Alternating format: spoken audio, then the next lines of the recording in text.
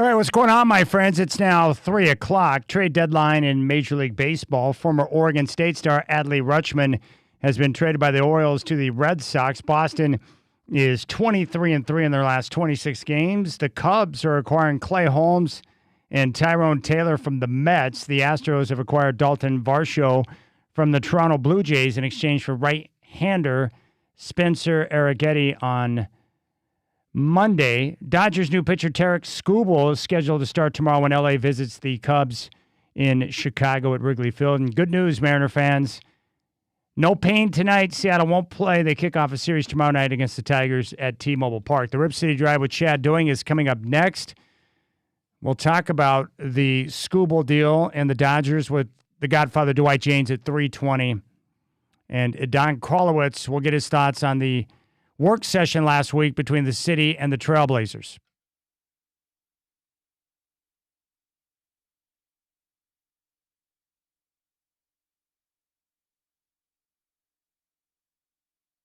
Live from the Coors Light Studios, it's the Rip City Drive with Chad Doing. What a terrible show that is. Coors Light, cold as the Rockies. Please drink responsibly. Oh, I'll tell you what, I can get lower than a crippled cricket's ass.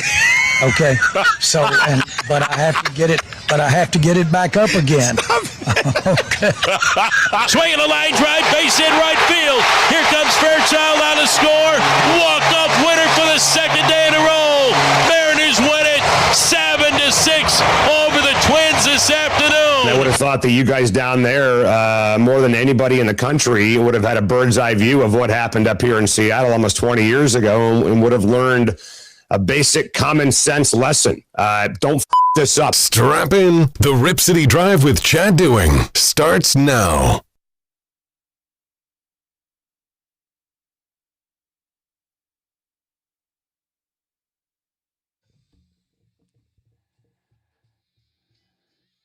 All right, Rip City Drive. Hope you're enjoying your Monday. Summertime weather. I got up early when it was still dark outside. Time weather. I got up early when it was still dark outside, got myself dressed and ready to go to the golf course and went through my normal morning routine. I always stop and get a 5-shot Americano, and I've got my nutrition bar. And I'll tell you what, there is nothing I enjoy in life more than the simple pleasure of that first cup of coffee. So I get the coffee, 5-shot Americano. I love it black. I open up my nutrition bar, and I'm cruising down the freeway for like an 8-minute jaunt down to the golf course. Heron Lakes, of course, right there in the Delta Park area, or in what used to be known as Vanport. And so I cruise across the bridge, and boom, I'm there, and everything's good, right? This morning, I'm cruising down I-5 from Salmon Creek. I come around the bend, passing 78th Street. And as I come down the little slope, approaching Main Street, all I see is brake lights. And I'm like, you've got to be flipping kidding me. Well, needless to say, there was a bridge lift on I-5. And I'll tell you what, no matter what year, what day, the time of year, it doesn't matter. There's nothing like a good bridge lift on the I-5 bridge to ruin a good morning. And so, of course, it cramped my style. I come in hot. I had about 7 minutes to get stretched and warmed up before I'm on the first tee box. And there were guys scattered, running and hurrying all over the place because of that bridge lift. My golfing buddy Glenn came from Washougal, so he got jacked up on that ramp from I-14 onto I-5. There were a lot of guys who got really scuffed up from the bridge lift. Again, I'll say it. It's just asinine that we have a drawbridge on a major interstate. Like, whoever came up with that idea is a complete buffoon. Gee, I have a good idea. Let's put a drawbridge on an I-5. You know, it's only one of the most, busiest highways in the entire freaking country. Anyways, that's how my morning went. But I'm glad to be here and loving the weather, and I hope you're having a good day. The Godfather Dwight Jaynes is going to join us coming up at 3:20. We'll get his thoughts on the latest between the team and the city, of course. But the main reason why I want to talk to him is he loves baseball first. And I want to get his take on where we're headed at the end of this year. Is there going to be a labor stoppage? Are the owners going to push for a salary cap? Should there be a salary floor? And, of course, all of this has to do with the LA Dodgers, already the best team in baseball and the two-time defending World Series champions who have gone back-to-back, going out and acquiring Tarek Skubal, the best pitcher in baseball, for prospects. And there are a lot of people, all non-Dodger fans, who are really upset with the maneuver. They think the game is broken. They think the Dodgers are ruining baseball. And then there are some that have a more level-headed approach that, hey, the Dodgers aren't ruining baseball. They're just taking advantage of the system that's in place. And the reality is with the Dodgers, they scout better, they coach better, and their front office and their ownership group usually does things better than every other team in baseball.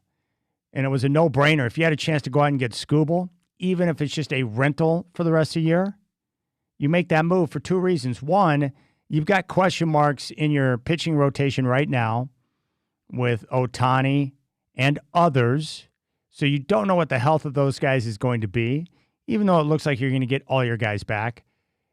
So you bring in Skubal, which is going to allow Ohtani more time to rest, and then maybe you don't have to pitch him until you get closer to postseason time, which would be the smart thing to do. But most importantly, you make the move so none of the teams that you're competing against for a championship this year will go out and get the best pitcher in baseball. So I love the aggressive maneuver. They didn't need him, but they got him. And now the Dodgers, with a ridiculous payroll, where they're going to be paying out over $1 billion over the next quarter century with their deferred payments. It's wild. So I don't blame the Dodgers. This is not on them. It's a system that's in place. So we'll get the Godfather's thoughts on that. But Skubal to the Dodgers is wild. I love watching them play. I love going to Dodger Stadium. I'm going to be down there in about a week for a 4-game set against the Milwaukee Brewers. Now, when I booked the trip to get in my baseball series for the season, I did not realize that it was going to be a battle of the two best teams in the National League, and yet here we are. And I think Skubal is going to make his Dodger debut tomorrow against the Cubs, but I most certainly will get a chance to see him pitch in person. And I just like big, burly pitchers with powerful arms, that have overpowering type stuff. So I'm excited to see it. But the Dodgers are so much fun to watch because it's like a traveling all-star team. At the top of their order, when you have guys like Freeman, Betts, and Ohtani, that's a problem. And their pitching rotation is nasty. They have a deep bullpen, but I've known this about the team for a long time. They're a well-run organization. Now, there have been periods in the past where they've been better. They're obviously at one of their peaks right now, and then they've gone through some bad ownership, but for the most part, it's been a great organization. And here we are again with Skubal now in a Dodger uniform. So the Godfather, we'll get his thoughts on that, but also the latest on the negotiations between the team and the city. And we got that all-important vote coming up in less than 10 days now, August 12th. And we'll get his thoughts on that and how the vote's going to turn out. I still feel the exact same way today as I have throughout the entire process. I don't think the NBA wants the Trailblazers to leave Portland. I don't think that's the plan. I don't think that's the play. I think Tom Dundon is in a negotiation and is going to continue to use whatever means necessary to get the deal that he wants. And in the end, the city knows that they don't have any choice. There is no choice in the matter here. They've got to go out and get the deal done. Now, to get us ready for the conversation with Dwight here at 3:20, Tim Kirkchin joined Dan Patrick today on Fox Sports Radio. And they were talking about the Skubal deal and really ultimately moving forward, what needs to be done through the labor negotiations which are upcoming. Because the problem is there's no way in HE double hockey sticks the players are going to agree to a salary cap. Like, why would they do that? That doesn't benefit them at all. And you watch the owners. This is where the owners traditionally, I don't know how they do it, but I continue to be miffed by it. I'm really impressed, actually, where when it comes to labor negotiations, whether it's the NBA, it's the NFL, or it's Major League Baseball, the billionaires, the owners, they have this unique ability to somehow get the fans on their side. And the fans start to blame the players for the madness and for not being able to see games or go to games because of strikes or lockouts. The owners are masters at this game. And they've got the power because they have the majority of the money. And a lot of guys can't afford to hold out long enough to get the type of deal that they want.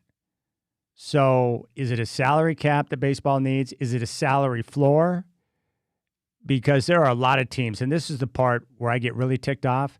It's not at teams like the Dodgers. It's these cheap-ass owners of other teams like the Sacramento A's, and there are plenty others to choose from where they don't spend but a fraction of their profits to improve their team, and they're in line at the end of the year to collect on the revenue sharing year in and year out. And I think the Dodgers are going to pay like $181 million in luxury tax. That money gets divided up and sent out to the other teams. But these owners aren't reinvesting. They're just pocketing the cash because they're money grubbers. And that's the part that drives me crazy because there's no salary floor, so they can operate on a shoestring budget, complain about how the game's broken, but in reality, they're not going to reinvest in their team anyways. And screw those guys. And the fans are the ones that lose of those teams, no question. But here's Tim Kirchin talking about, a salary floor. Would that work? What needs to be done? I'm not even sure a floor fixes the situation either, Dan. Let's just say you have a $90 million payroll and you're not very good and you're going to lose, you're going to win 68 games. And then they make you spend $150 million, and then you win 72 games, and you only finish, 4 games higher, and you still don't make the playoffs. Just because you have a floor doesn't mean you're going to solve the problem. Is it worth a try? Yes, it's worth a try. Am I in favor of it? Yes, I am. But it's not going to solve all the problems. The problems are too big to be solved just by a salary floor. All right, there you have it. There's Tim Kirchin of ESPN having a conversation with Dan Patrick. Well, I'll tell you what, a Dodgers-Red Sox series would be pretty awesome to watch. Boston just went into L.A. and finished up a sweep with no issue. They're the hottest team in baseball right now. So we'll see how things shake out. But baseball is a weird, weird game, right? It's different than basketball, football. Baseball requires a lot of things to break your way in order to win a championship.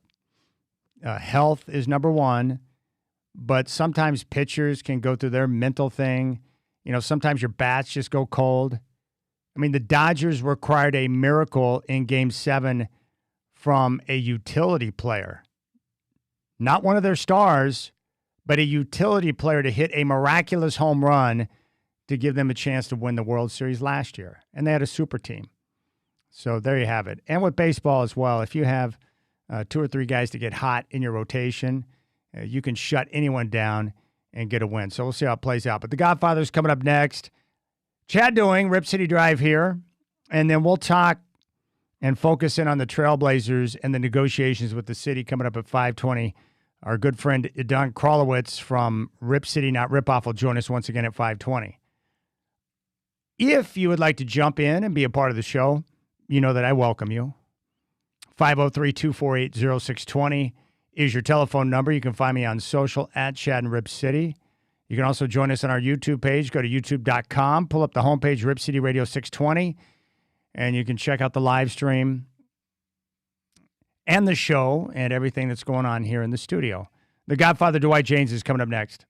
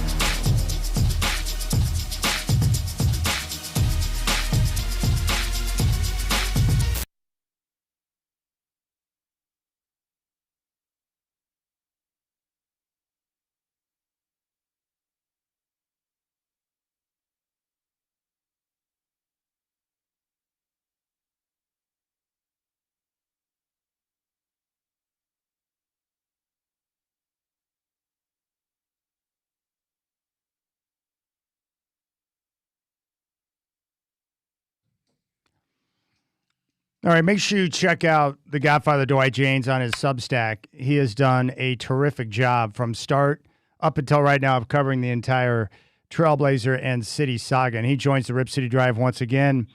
Hey, Godfather, nice to catch up with you, buddy. How about Adley Rutschman, our great local star, Oregon State star, going from the Orioles to the Boston Red Sox, who have won 23 of their last 26 ball games? Yeah, well, that's a tough time to join a team. You know, Chad, no matter, I think it's going to be really hard for them to say, well, once we got Adley, we took off.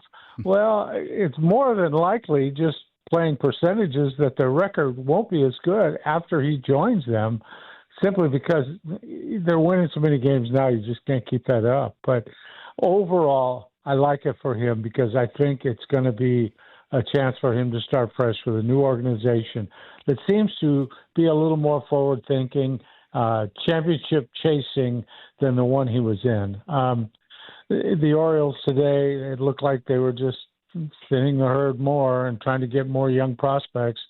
And they've gone through this before. They did it when they got Adley, and they tanked for a while. And, you know, it looked for a while like they were going to be in on a pennant chase, and one year they kind of were, but they've gone in the tank. So I'm happy for him in the long term. What a baseball town that is in Boston. And the Red Sox are just huge, and I wish him the best there. I think it's going to be a good move for him. He has to stay healthy, obviously. He's on the injured list now with a wrist problem, but hopefully he'll be back in a week or two and can join that wild card chase in Boston, and really maybe a long playoff run. You never know. That's a pretty good team right now. Yeah, they look great. How different is it to be a star in Boston compared to a place like Baltimore? Well, you know, the old cliche, Chad, you're good there. You never have to buy dinner or a drink the rest of your life. You know, they remember you in Boston. It's a great sports town overall, but the Bo Sox have always been huge there. And, you know, part of it was their long wait in between World Series championships. And once they won it again, then they won it again. And ever since then, they've been baseball crazy in Boston. We're talking to the Godfather, Dwight Jaynes. Be sure to check out his Substack. All right, the big news over the weekend, and not a surprise, but Tarek Skubal is going to be with the LA Dodgers. He'll make his debut tomorrow. They were able to pick up the best pitcher, or one of the best pitchers in baseball, with some of their prospects. What was your reaction to that maneuver?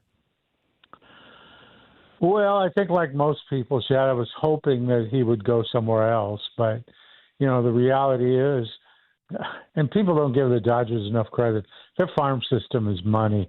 And they're able to make all these deals because they have a great farm system. They always have young prospects to trade for good veteran players, and they've done it so many times. They're also a great free agent destination.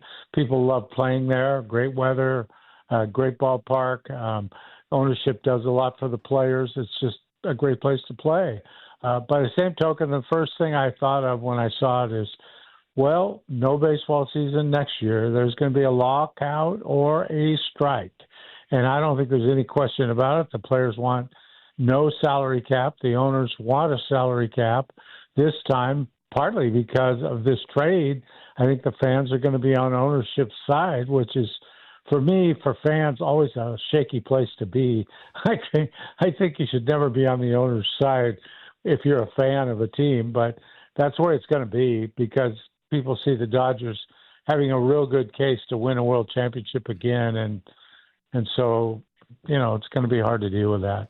Haven't you always been amazed by that? It's one of the things that I walk away from miffed, where somehow, some way, these owners, they're so good when it comes to the bargaining table. And yet what they do better than anybody else is somehow they're able to utilize their friends in the media. They craft the message. They stay lockstep with the message. And then over the course of time, they always put the players in a position to where the fans are against them. I don't know how they get it done because they're the billionaires. And yet somehow they always get the fans on their side. And then the fans start to point the fingers at the players. Yeah, it seems to happen everywhere except, well, maybe not in Portland right now, but anyway, sorry. I think you're right. And this time the owners have a pretty good case. All the other sports have salary caps. And what it would do for baseball is if you have a cap, you have to have a salary floor also. In other words, they have to have a certain amount they have to spend. And with some teams in MLB, they're not spending that much. And it would at least raise the payrolls in a lot of those teams. The other thing I would say that's counter to that, Chad, in every league that has a salary cap, I see the same problem. There's still teams that won't spend money. There's still teams that are just habitual losers. And you can go to the NFL and the NBA and every other sport you want to think about, it's the same. And there's just some owners that will not spend because it's just as easy to make money when you don't win. And if you win, you got to pay players more money. So they've kind of figured that out. I think the only thing that would straighten things out in baseball is to share local TV money. And they're never going to do that. It's just not going to happen. But some of these teams have an inordinate amount of television money. You could go to, L.A., New York, Chicago, those places. It's the same in the NBA too. And so, a town like Portland, the radio, television money is just not what it is in other big cities. So that would even things out a little bit, but you're never going to get to share in that revenue. The owners are never going to go for that. Well, I think the Dodgers are going to pay like $180+ million in luxury taxes. And the one area where I was always on George Steinbrenner's side over the course of time, he would get really ticked off because he would spend trying to win championships. He would pay all this money in luxury tax. He got really frustrated at the teams that would take that money and put it in their pockets and not reinvest in their teams. I understand where he's coming from, and that part of the game is frustrating too because there are several teams in the majors that don't spend and aren't trying to win. Yes, and you're absolutely right, Chad. That money that the winning teams and prosperous teams pay into, that's supposed to go to teams to help them get better. But unfortunately, they don't spend it on that. They just put it in their pockets. And that's unfortunate. Yeah. And it's not fair. It's crazy. But excuse me, there might be a little noise in the background. The world's greatest handyman, Kenny, is over here today doing some chores. And what's up, Kenny? Put my office chair. Yeah, he just put the office chair together for me. That would have taken me about 3 days. Gosh. He did it in about 10 minutes. But he's really good around here. So he's working, and he just got a call. So anyway. A lot of other chores for him to do. Yeah, but Godfather, I know you and I are very similar. Like, I've always felt like a useless man because I can't do anything handy whatsoever. And then I watch people like my dad or people like Kenny, the repair guy. Where do they learn how to do all that stuff that's so handy when it needs to be? Drives me crazy. I think they just learn by doing, and I know he's taken on some chores for me that he'd never had to do before, but it's just like he just dives in and does it. And smart guy, he's a smart man, and he's able to care for these things. And, we need a handyman quite frequently because, frankly, there's no handyman living here in this house. And I'm not really very good at any of that kind of stuff. And the only thing is I know a little bit about electricity. I can do some things with lamps and electrical outlets and things like that because I was actually paid to do that stuff at one point. But yeah. I was worked for a repair shop repairing small appliances. That's right. I remember you telling me a that. Lot of was that in Southeast? Where was that location? It was in Northeast, out on Sandy, actually off Sandy a little bit. I did a lot of things with electric shavers. I could repair those, lamps, upright and table lamps, and then a lot of yard tools. Electric hedge trimmers, that kind of thing, and. Cool. I was very skilled in that for a while. That was when I started as a part-timer at the Oregon Journal, making $2.25 an hour. So quite obviously, I needed a day job during that. So that was my day job while I worked, anywhere from 5 to 8 hours a night at the Oregon Journal. So I was a busy guy in those days. Yeah, that was my life when I was part-time radio. I was working full-time at a ATM company and part-time as a bartender, part-time as a radio board operator. That's how that went down. Whatever it takes. Is there anybody in radio other than me who didn't start as a board op? Oh, I remember those days quite well, trying to stay awake with the automation running the Mariners game, and it was brutal. All right, so real quick, one more thing on the Dodgers, baseball-wise. Yeah. The arrival of Skubal, what does that do for the Dodgers? Does that mean they're going to rest Ohtani and maybe look at pitching him later in the year going into the postseason? What does it do for them aside from making them an even more formidable favorite? Well, Chad, it absolutely affords them that luxury of not having to force him back in. They'll give him plenty of time off, and really, if they want to say the rest of the year, there would be no problem for them getting pretty deep in the playoffs without even using him on the mound. They have a surplus of starting pitching, not only in the big leagues, but they'll send down a couple of guys who are good major league starting pitchers. And, part of the reason you do a deal at the trade deadline, Chad, is to give your existing team hope. And you look at a team like the Dodgers, they already know they're good. Then you go out and get the best pitcher in the big leagues and add him. I guarantee you the confidence in that clubhouse right now is sky high. Just like it's down in the dumps in a place like Atlanta, been getting by with AAA starting pitchers now for most of the season with all the injuries to their starters. They go out and do basically nothing. They just work around the margins, little guy here, little guy there, add a guy that he may or may not ever use, get a second catcher, that kind of stuff. The real players in their clubhouse are saying, why don't we get any help? You're not helping us. Yeah. The Phillies go out and get, they do a good job. They add pitching, and the Braves need pitching. And here's the Dodgers have quality postseason starters, guys who've been in the postseason, who won't really run from the pressure. They're tested, battle tested. But most of these other teams don't have that guy.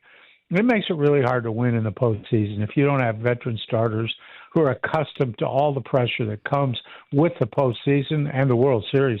It's really a difference maker, I believe. Well, after the Braves gave up Freddie Freeman, they were dead to me. I still don't understand it. I don't know how you can do that. And every time I see him line up for the Dodgers, I'm like, the Braves actually gave up on that guy. It's so dumb. Gosh. Yeah, it was. And they got a good one in Olsen to replace him, who's really played Olsen very consistently well. He never misses a game. He's a stud. The fact is, though, they lost Freeman's clubhouse leadership. And I think when they lost him and Dansby Swanson, they lost so much leadership that they've never replaced. Well, I like what you told me. That's really a big deal. I like what you told me about Freeman because he's one of those leaders, and he's probably doing it for the Dodgers now too, where you were telling me the young Braves would come in. Freddie Freeman is like, okay, guys, this is how we operate as an Atlanta Brave, and then they follow his leadership because he's doing things the right way. Yeah. Yeah, in fact, you saw it with the Yankees. There was a great clip making the rounds of Aaron Judge, who's now the Yankee captain, which is a very, very big deal because when you're the captain of the Yankees, you're a man. And somebody, and I don't remember who it was, who was new to the Yankees, hit a home run or something, was kind of doing a little thing with a bat flip and kind of prancing down the first baseline. And he was on his way back to the dugout, and you could read Judge's lips. We don't do that here. I love that. He looked at the guy, no smile, no nothing. We don't do that here. I guarantee you that guy didn't do that there anymore. That's just the way it works. Yeah. And when the big guy tells you that, it's better than the manager telling you that. Yes. When one of your peers says that, well, you know you're not going to do that anymore. I love that and so much. That's the kind of leadership that runs your baseball clubhouse when you have a good team. Yeah. The Godfather, Dwight James, is with us. Make sure you check out his Substack. All right. Where are you at now with the negotiations between the team and the city after last week's work session? Chad, I'm at the same place I've always been from the start.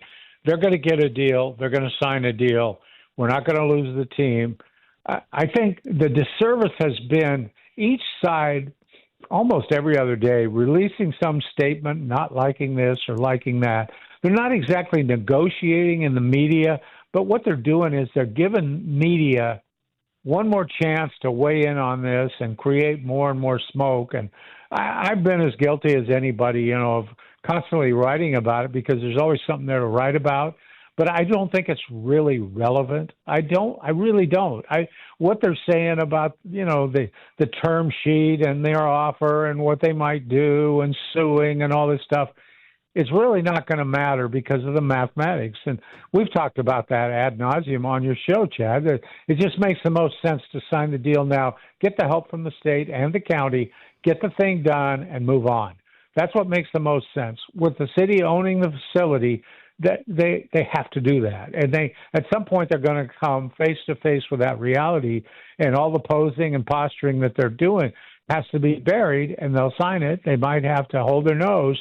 They're going to sign it. The Blazers will sign it, and we can finally move on and think about who's going to be on the team this year and how they're going to do. So after, it looks like we're on track, based on what I saw last week, for a yes vote coming up on August 12th. So I'm assuming after that yes vote, you get the approval. That's where the negotiating will really kick off, and then they'll come to an agreement before that December deadline, and then we'll find out that the 20-year lease extension has been signed, right?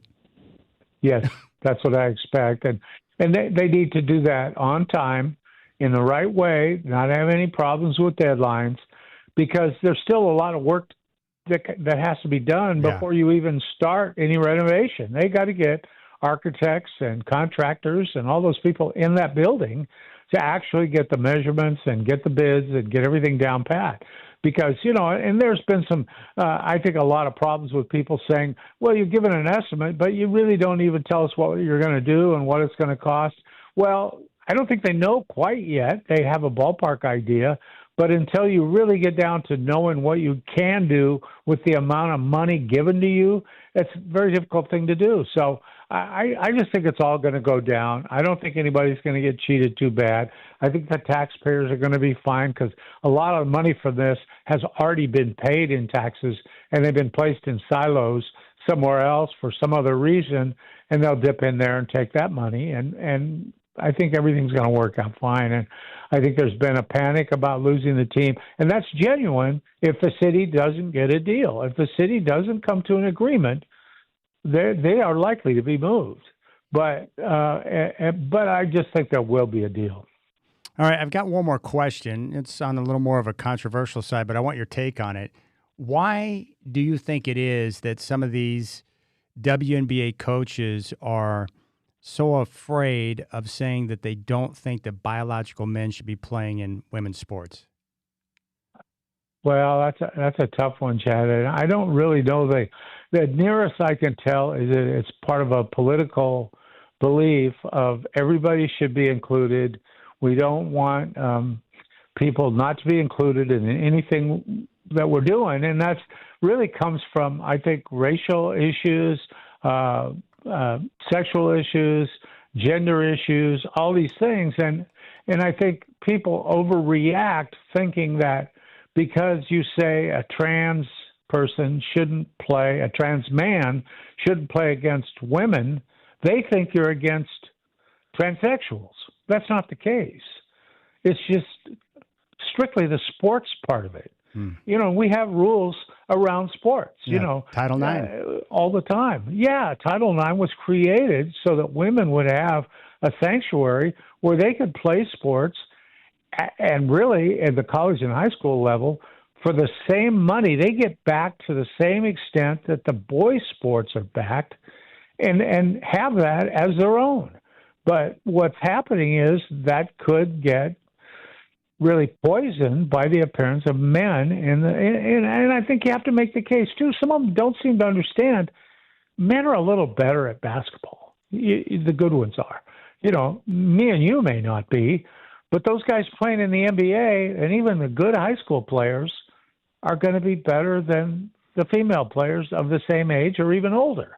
And they have to understand that. That's why you don't want the men playing, because they would dominate. Yeah. And it's just unfortunate that somehow they're not understanding that. They're just making statements politically rather than realistically. And inclusion doesn't mean necessarily all the same rights. Every sport has rules. It's like I used in a Substack today, Chad. Little League Baseball, in the old days at least, was for 8 to 12-year-olds. Now, if you were 15, you could say, gosh, that was the most fun of my life. I want to go back and play that. Could you let me play? Well, no, you're too old. And I'll look at your birth certificate. If you're 12, you can play. But if you're too old, you're too old. You can't play. And there just has to be rules on who can play in whatever league you're talking about. and that's just the way it is. So I'm not concerned about what people think. I know what's right on this issue, and it's hard for me to believe. Every poll I've seen, Chad, and maybe you can correct me, but every poll I've seen, somewhere between 75 and 80% of the people in this country agree with me. Yeah. They don't believe that trans males should be playing in these, Jack, cut it out. They shouldn't be playing in the WNBA or any girls' league or women's league. Yeah. Yeah. No, it's an 80-20, 90-10 issue. No question about it. I'm just continue to be blown away by the WNBA. They have a chance to really skyrocket with the stardom of someone like Caitlin Clark, and they keep getting mired in these either officiating and or political issues. It's not good for the league. It's brutal. Yeah, that one first. Yeah, thanks, Kenny. I agree with you, Chad. This has been a golden opportunity for the league, and the league has prospered to a great extent already. But they might just be putting the brakes on right now. And with a young league like this, and really, sports leagues, think about how many sports leagues have tried for a year or two or 5 or whatever and then shut down because it's hard to start a new league. And this league has lasted a long time thanks to the backing of the NBA. Yes. They've been subsidized all these years. They wouldn't have made it. They flat out wouldn't have made it without the help of the NBA. It would have gone under 15 years ago. Hey, So Godfather. it's important to remember all those things. I appreciate your thoughts on that, Godfather. Now, before you go, can you do me a favor? Will you ask Kenny to come to the phone so I can talk to him for a second? I want to talk to Kenny, the repair guy. Yes. I think he's in the room. Let me hold. Hey, Kenny? Yes. Kenny, I've been wanting to talk to this guy. can you come here and go on the radio? Don't say no, Kenny. Do not deny me. What? I'm going to get denied. Jack barking at Kenny, and Kenny's yelling back. I heard you yell at Jack. You're like, Jack, stop doing that. What was he doing? Was he pawing at you or chewing on the chair? Anybody who enters the house gets barked at. That's kind of the rule. You kind of have to wait for him to call it. Chad wants to talk to you, Kenny. Yeah, come on. I don't know what he's got, but. Hey, Kenny. Hello. Hey, is this Kenny? Yeah. Kenny, the repair guy. What's up? What's going on, buddy? Well, my name is Chad, and Dwight was telling me that you're a repair guy. He and I were both we're frustrated because we have no handy skills whatsoever. So I'm curious, and this is a serious question. Where did you learn how to do all the different things that you know how to do? Was it simply by observing a grandpa or your dad when you were younger? Do you just have a natural ability to look at something and be able to figure it out? Like, where does that come from? A little bit of all of that. The contracting, I kind of learned through experience and working with multiple companies. My dad did some construction when I was young, but he was not really in my life much. I started Ofsted Painting Company when I was 18, and I worked there until I was 35. Wow. And it was seasonal, so every winter I had to go find something else. So I've worked for DNS Contracting for 10 years, which is full interior remodels. I worked for Aiken Renovations, which was doing exterior hardy siding. I worked for Z-Pro, which was a paint manufacturer, like not a paint manufacturing company, but we did like brushes, rollers. You know, when you go to the store and you buy a roller pan and a brush, yes. And I put those together and shrink wrapped them and put the labels on them and then shipped them out. That's awesome. I'll tell you what. Well, so you've done a little bit of everything over the course of time, but you probably enjoy that though, right? Because you like variety. Yeah, and I also work on cars and motorcycles and all different kinds of things. Like I take apart air conditioning units and lawnmowers and you name it, I do it. I love it. Hey, Kenny, you're the man. Keep up the good work. And I know that the Godfather's thankful to have you in his life because he says he really needs you. So give him my best, and thank you for coming on the show.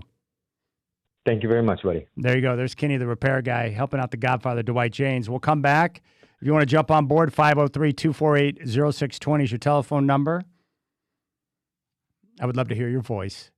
You got the Rip City Drive.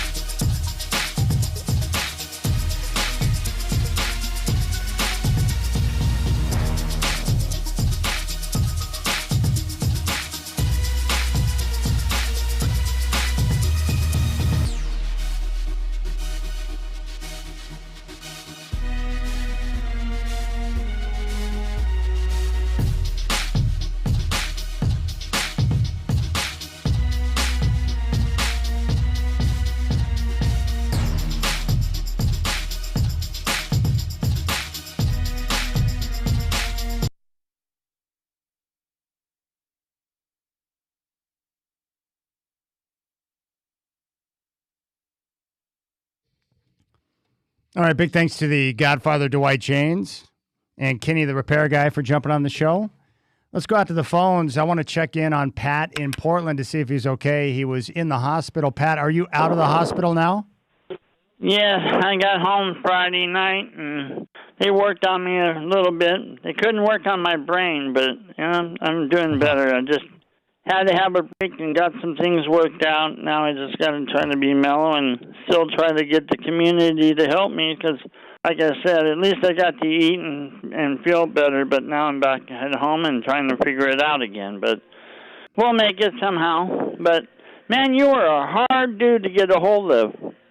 Well, let me... I would like to chat with you, and talk about some sports stuff. And, I used to be in radio way back in the day, but I really enjoy your stories and stuff. It really makes me feel like, wow, I remember some of that stuff I used to do. Okay, now even being blind. So. Now the phone number, the phone number that you're calling me from right now, is that the phone number that I reach you on? Yep. Okay, I'm writing it down right now. I'm writing it down right now. What is the best time to call you? Anytime you want. I'm all open. Well, I know, but I called one time and I did not reach you. That's why I'm asking if there's a good time or not. You know what happened? I called you back, but your phone was couldn't leave me a message. Your box was full. But hey, we'll do it again. All right, and I did clear out the box. I hadn't checked voicemails in like 5 years. All right, I got it down. So you're doing better now, Pat. That's good. Brother. Yeah, I'm doing a little bit better, but. But, the thing is life, that's it. We just got to take every day as it comes, and that's why I wanted to talk about our lovely Blazers, because I love sports, I love the Blazers, and I'm just curious. We're talking a lot about all what's going on with the team and all that back and forth, but at the end of the day, the big thing is what kind of product are they going to put on the floor for us to enjoy with everything we're seeing that's getting cut. And I know the owner said, well, I'm going to put a lot of money into the players and I'm going to do this and do that, but I'm not seeing much. Excuse the pun, being blind, but you know what I mean. I'm wondering, are we just going to have a kind of a status quo this first year and then kind of see what's going on? I mean, my gut tells me that, yeah, we got rid of 3 or 4 guys, and we're brought in 3 or 4 guys, but I don't know how much better we're really going to be. Well, I'll deal with that question coming up next, and I've got your phone number now. I'm putting it in my phone as we speak. I will deal with Pat's question when we come back in terms of what we're going to see on the floor. It'd be nice if we could have days where we talk more about that instead of the negotiating that's ongoing. You got the Rip City Drive with Chad Doing.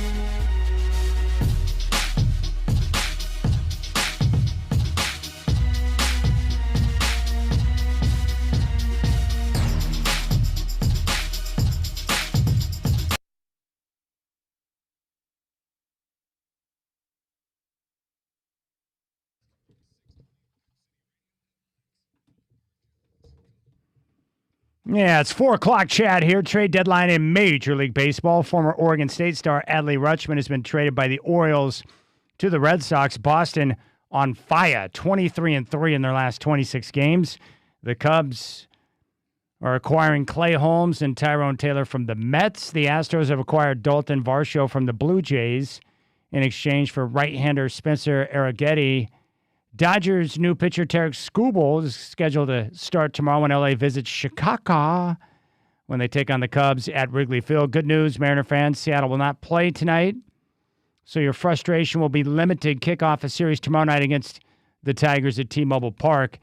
We'll dive into the latest on the negotiations between the Blazers and the city coming off of last week's work session. Edon Krolowitz will join the show coming up at 5:20. More of the Rip City Drive with Chad Doing coming up now.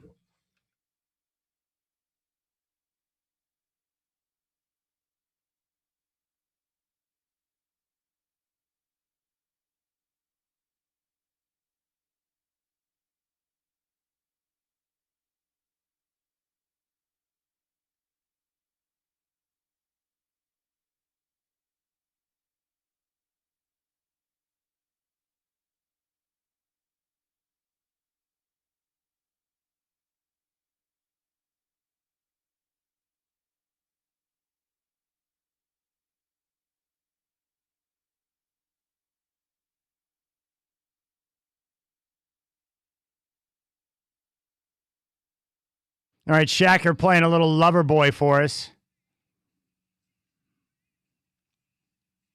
They got some bangers. All right, telephone number 503-248-0620.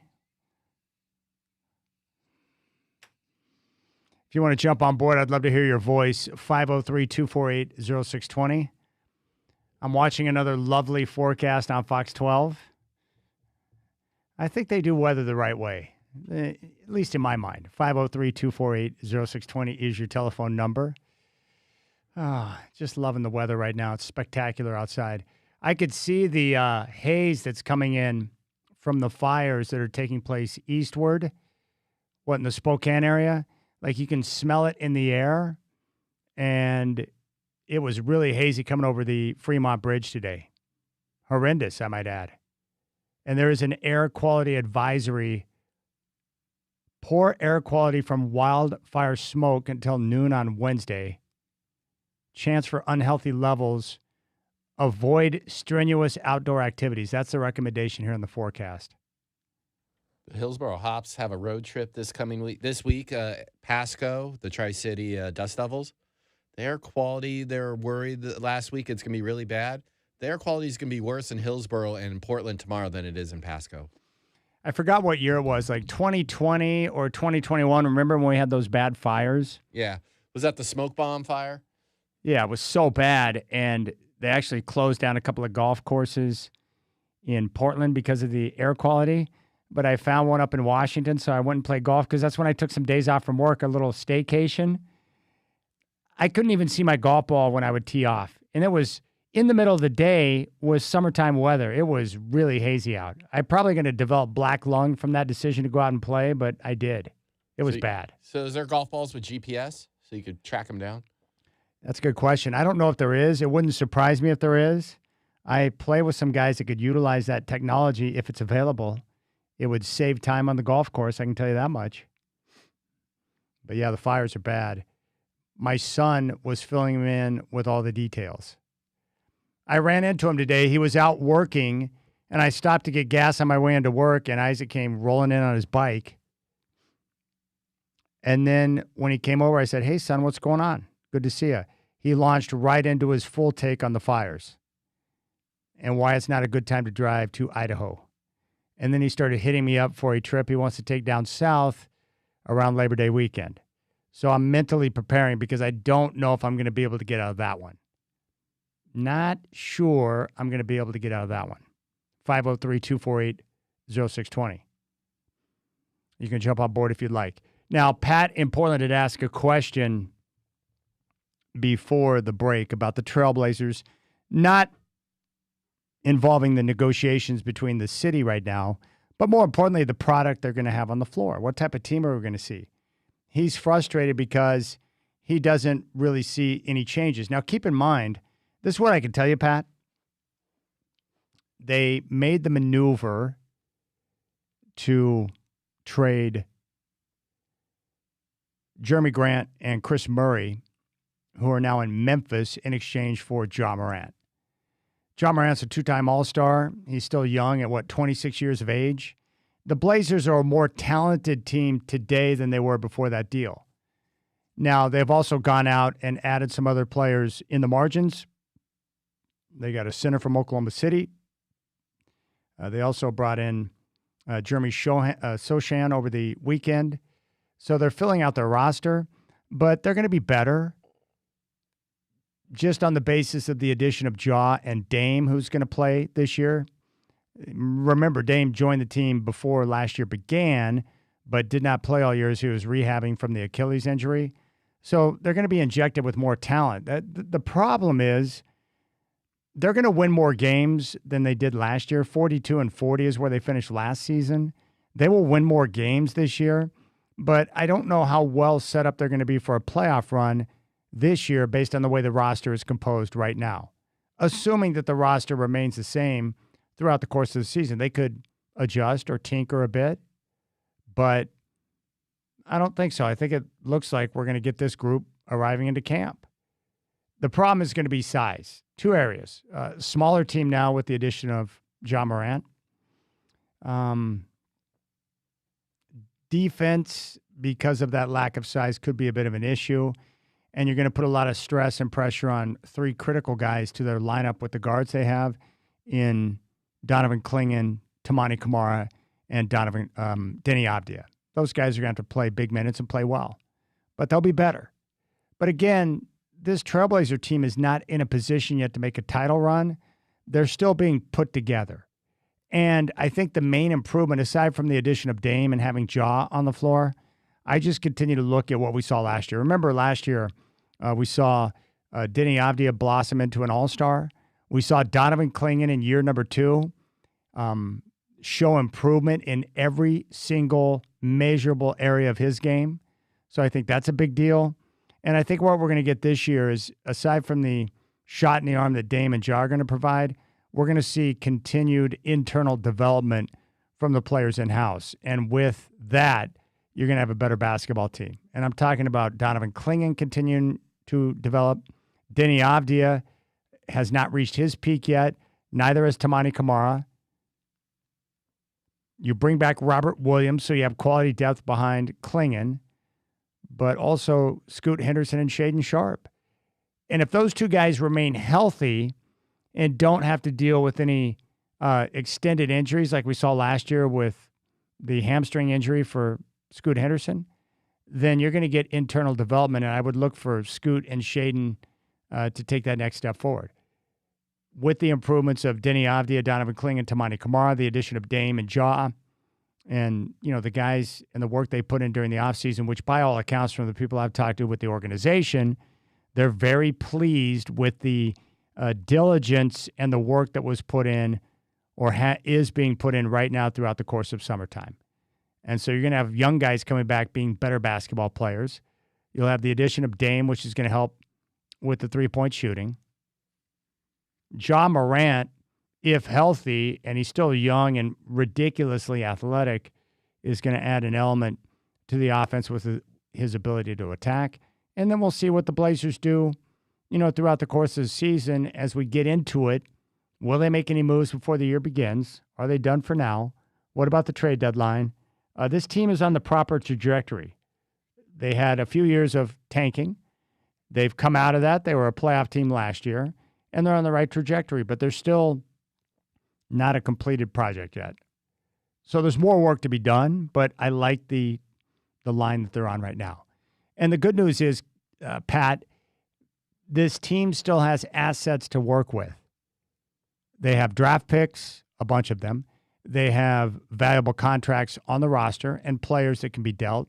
So they've got the tools to be able to make moves if the opportunity presents itself, where they look at something and say, okay, this is what we need. This is someone that's going to get us to the next level. And you remain patient in your process, allowing the guys to continue with the internal development. So I like where they're at. I think Joe Cronin's done a terrific job of restocking the cupboard, picking good players. The culture of this team is strong, and I'm excited about their new head coach, Mike Inori. So I like where they're at on the basketball floor. Now, I'm still in the same position with Ja. Love the addition of Ja. I love a second chance story. He's wildly athletic and fun to watch. But fit-wise, it doesn't really make sense because of the excess guards that they have on the roster. And defensively, I've got some concerns, especially if they start Dame and Ja in the backcourt together. But that's something that Coach Nori can work on throughout the course of the year. So that's where I'm at with the team. In regard to the negotiations, I expect a yes vote coming up on August 12th. And then the real negotiating will begin. And then they'll come to an agreement before the deadline in December. And we'll find out the Blazers have signed a 20-year lease extension. That's how it's going to play out. So I am not concerned. I think the team remains here in Portland, and I feel pretty good about that. And I would encourage you to read a piece from Sean Hyken of Rose Garden Report that he just wrote on why he thinks Adam Silver will keep the Blazers in Portland. He goes into some lengthy details, but I think that's the way it's going to play out. So I like where they're at. Team-wise, they're going to be a lot of fun to watch, and they're going to have some nights where they are really getting after it up and down the floor, which is going to be fun, but it's not a completed roster yet. They still have some deficiencies. They are short on quality forwards now, so we'll see how things play out. But they have some really talented basketball guys, and they're a more talented team right now than they were at the end of last season. Telephone number 503-248-0620. You can jump on board. We will talk about the negotiations coming up at 5:20. Idan Krolowitz is going to join us at 5:20, and he'll share his thoughts on that working session. He's the man behind Rip City, Not Rip Off. Really smart. An MIT grad, I might add. All right, we'll come back, and I want to play some audio for you from Sophie Cunningham, from Caitlin Clark, and share some thoughts on these athletes who are standing up for what they believe in. You got the Rip City Drive.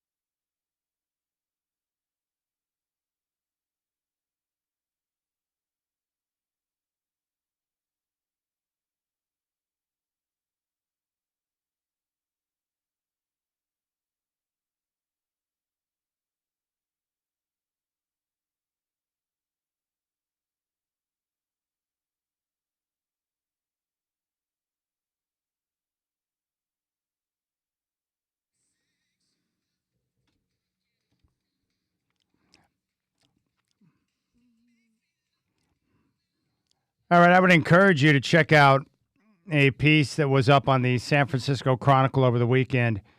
They did a feature on Greg Papa, who is the voice of the San Francisco 49ers. He has been the voice of the Warriors and the Oakland Raiders. He's one of the greatest broadcasters ever. I mean, he really is a legend, especially in the Bay Area. I think he went to Syracuse, but he is having some serious health problems right now, battling cancer.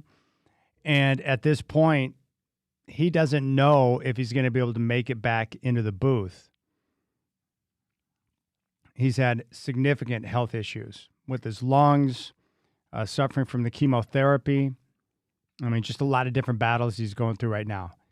And it's unfortunate because aside from being a great broadcaster, Greg Papa is a great man. I had a chance to work with him and his son, Derek Papa.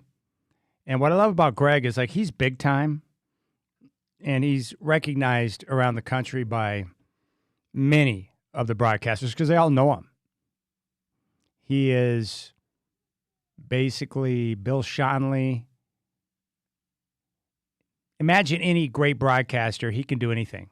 Baseball, football, basketball. He knows it all. He's like an encyclopedia.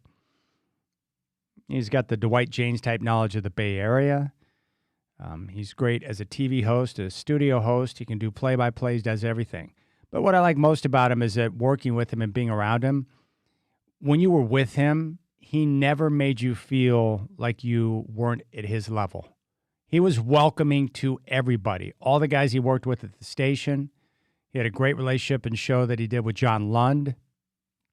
He was big time and had great power because of his voice and the people that respected him. But the guys he worked with, he always treated like brothers. And we'd go out and hang out in Walnut Creek or different places. He would hit you up on his cell phone and say, hey, come join us. And then he would buy drinks for everyone. It was awesome. So I'm a huge Greg Papa fan, and I just hate to see him suffering like this. The biggest thing that he wants, and the reason why he continues to fight, even though he's stared death in the face a couple of times, he wants to be able to call his own shot for when he steps away from the booth. And so he is fighting hard to get back and have an opportunity to call another 49ers game so he can walk away on his own terms and not have, cancer win this battle, claim another victim, and then Papa's unable to finish out the way he wants. And I guess San Francisco! They throw to Kittle over the middle. 5, touchdown! 49ers win! And they are the number 1 seed. I love it. That's Greg Papa right there. He really is a great guy. What a great coworker he was. One of my favorite things that he ever did, he and John Lund decided before their show one day that they were going to change the show name. They did not ask for permission. They did not seek out the boss. They just openly changed it on the show to Afternoon Delight. And then that song, Afternoon Delight, became the theme song for the show. And the boss, Jason Barrett, was not happy about that decision. And Greg Papa couldn't care less. It's like, yeah, it's a better name. And guess who won that battle? Greg Papa. But he was really great. I think what it is, and this goes back to what I experienced in December, losing my brother in his long battle to cancer. Like, we hear about cancer from the time that we're young. Maybe we're impacted by it directly because of a parent or a grandparent or someone close to us that passes away. But I think what really did it for me was seeing it firsthand, how much it ravages the body and the way it sucks the life out of you. And that's what happened to my brother. And my dad even called me before I left and jumped on the plane to Georgia to go and be with him for that week. My dad called me and said, hey, I just want to warn you that whatever image you have of your brother in your mind, when you show up, that image is not going to match up to where he's at now. He was trying to prepare me for what I was about to see. And so he was staying at my uncle Mark's house. And Mark's a great guy. He lives up in the woods, the foothills of Georgia, probably about an hour or so north of Atlanta. And so I get up there and I got to the house, I walked in the room, and my dad was right. I mean, I could barely recognize him. He was shriveled up, and he was very skinny. And he had the oxygen hooked up, the whole deal. He was suffering in pain. And it was like that over the final week. I left, and then he passed away 2 days after I got back home to the Portland area. So you see that firsthand, you're like, oh my gosh, it's awful. Cancer really is the devil. And so when I see this and I read this piece in the Chronicle about, Pop and what he's dealing with right now, my heart goes out to him. It's funny how you, over the course of your career, and I think a lot of you can relate to this because you've been working or part of the workforce as long as I have or even longer. You can count on, one hand, maybe two of great coworkers. Like there's a lot of people you work with that you enjoy. Maybe you don't deal with them, hand to hand, day to day, but there's certain people that you end up working with where you're like, wow, that person is special. Like just a great coworker. Like Michael Shacker, this guy I'm working with right now, he is awesome because he knows how to do everything and he makes my job easier. And he's always willing to show up and go to work. Like I love that. I respect that. And then there are people who you're around that always build you up. And that's what Papa did. Great experience, would always build you up. And I just hate to see him in this place. And I'm going to continue to pray for him because I want to see Papa get back into the booth and then he can decide when he walks away. Because that would be pretty sweet. But with the lung issues and the air capacity he's got right now, it said in the piece that he's been practicing his touchdown call to see if he can do it. And the problem is now, of course, he's dealing with the sickness. He puts a lot of prep time and work into the broadcast itself. There's a certain grind that comes with the business. And so he's going to continue to fight and battle, and hopefully he'll get back to a chance or a place where he can do that again. But Greg Papa is one of the good ones. One of those, local legends. We have him here. Greg Papa is one of those guys down there, guys who have been around and seen everything. And just a resource and a wealth of knowledge. I mean, Papa knew everything about everything. He was also on the call when he was the voice of the Warriors when Eric Sleepy Floyd had that ridiculous game in the playoffs against the Lakers when he dropped 50. I remember watching that game. The only game of that series that the Warriors won, it was back in 87, and Papa was on the call for that, which is cool. But he did everything when I was down there. Had the radio show. So he did that daily. He was host of the pre- and the post-game show for the Giants on CSN Bay Area. And he was also voice of the Raiders. And he was really tight with Al Davis. That's how he got fired from the Raiders. Because, again, Greg Papa will just say what is on his mind, which is what makes him great, with very little worry about what someone else thinks of him. But after Al passed away and Mark, his son, took over, when Mark interviewed Mike Shanahan to potentially become the head coach before he hired Jack Del Rio, Greg Papa spoke out publicly. And he was really ticked off at Mark because Al Davis would have never interviewed Mike Shanahan to be coach of the Raiders again. So he felt like he was betraying his father, and he voiced that quite loudly. And Mark got pissed and fired him. And so he maneuvered and became the voice of the 49ers. That's how that went down. It's crazy. All right, I want to play a couple different things here. And this is relevant because we just saw the Indiana Fever come to Portland on Friday. I was upset I couldn't be there. I would have gone and cheered on Sophie Cunningham, no problem. But I had an event down at Spirit Mountain Casino. Shacker was at the game. Now, that was a packed house, right? What was the crowd and the atmosphere like? Well, packed house on Friday. It didn't sell out yesterday. So, I mean, it was definitely Caitlin Clark and Sophie Cunningham's Fever bringing in the fans Friday. It was a great event to be able to go to a WNBA game in a full Moda Center. I loved it, but all the stuff you probably read, it's only there if you looked for it. When I enjoyed the game, didn't even know that there was big controversy going on. Yes, I did hear the press conferences. Some of the sound bites you're about to play, I heard them live. Yeah. But if you're just focusing on the game, it was a great event, and just none of the politics. It's only there because I read about it online. I didn't notice it at the game. That's great. So you're at the game, and it's just a great event in a packed house with a good basketball game. Yeah. And then they brought like one of those classic halftime shows because it was a big event. The people who changed their clothes like magic. Yeah. It's something I really haven't seen at many of the WNBA games using some of the NBA halftime shows.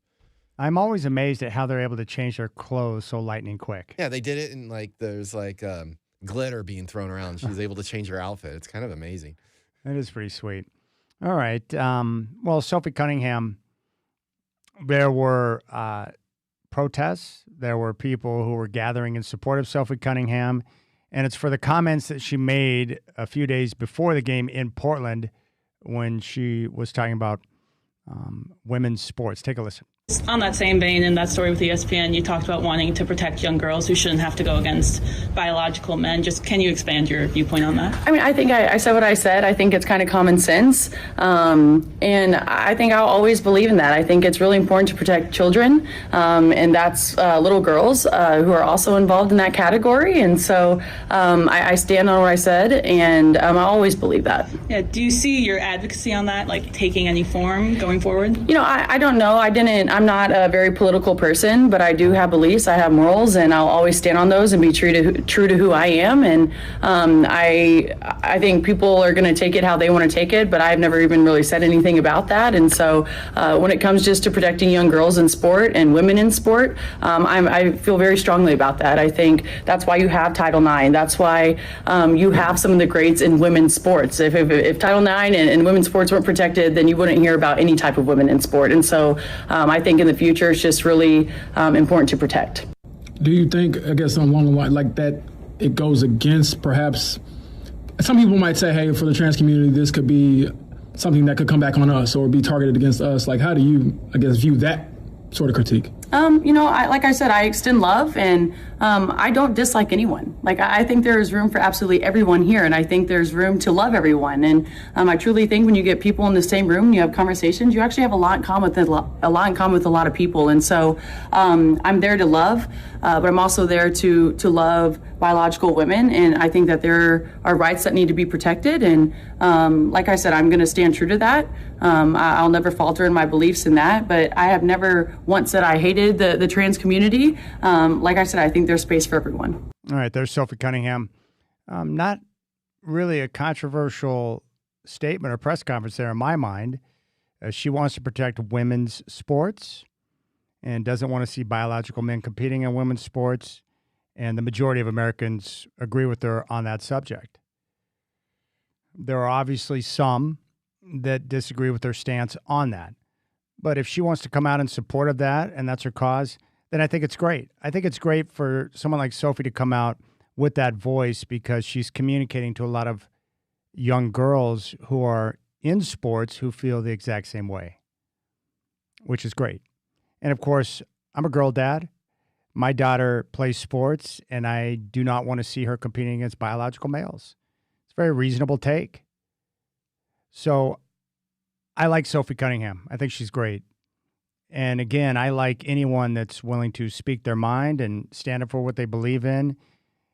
And in the same way that I like Charles Barkley, he speaks his mind. That's what makes him compelling to watch. I don't agree with everything he says, but I know he's speaking his mind when he talks, and I'm going to sit and watch that for sure. Now, on the flip side, here's Caitlin Clark after the game yesterday against Minnesota. She was asked about biological men and women's sports, and here's how she handled that subject. Take a listen to Caitlin Clark. I think for us, it's not really a discussion we really have in our locker room. I think it's for leagues and the governing bodies to work with their athletes to find solutions, but our focus is on basketball, and that's what we talk about and how we can get wins, and obviously we didn't do that tonight, so you need to find an area to improve in that way. Do you have any, reaction to the... I just answered for you.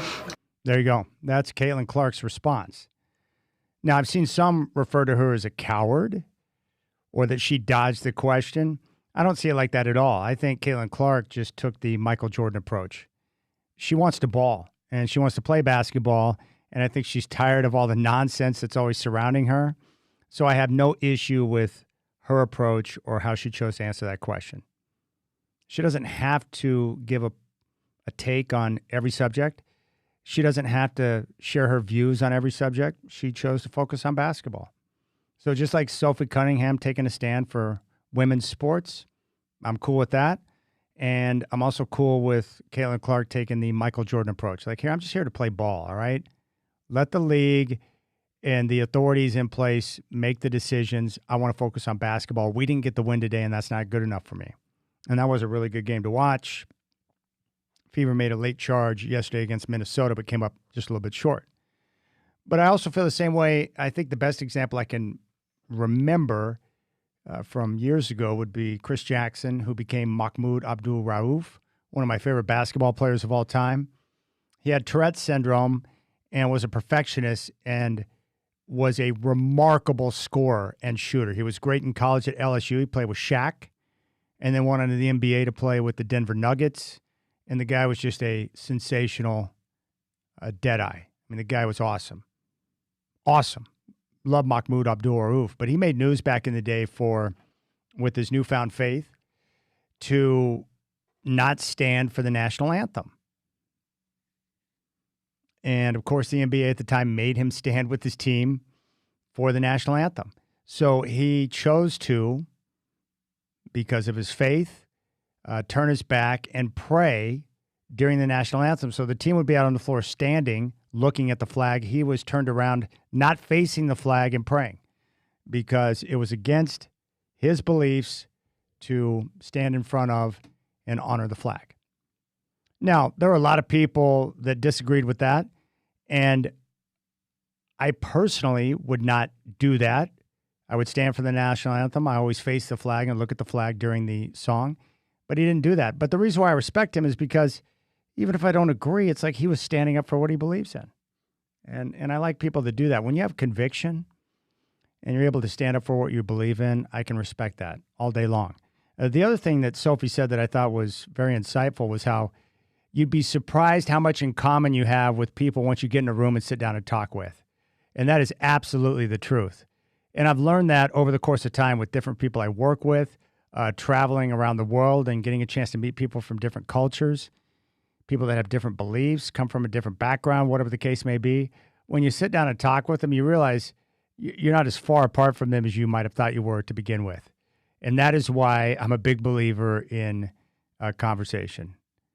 Even with people that have a different background, maybe they have different political beliefs, whatever the case may be, they have a different faith, just sit down and talk, have a conversation. You might be surprised at what you find out. All right, 503-248-0620. Hope you're enjoying your Monday.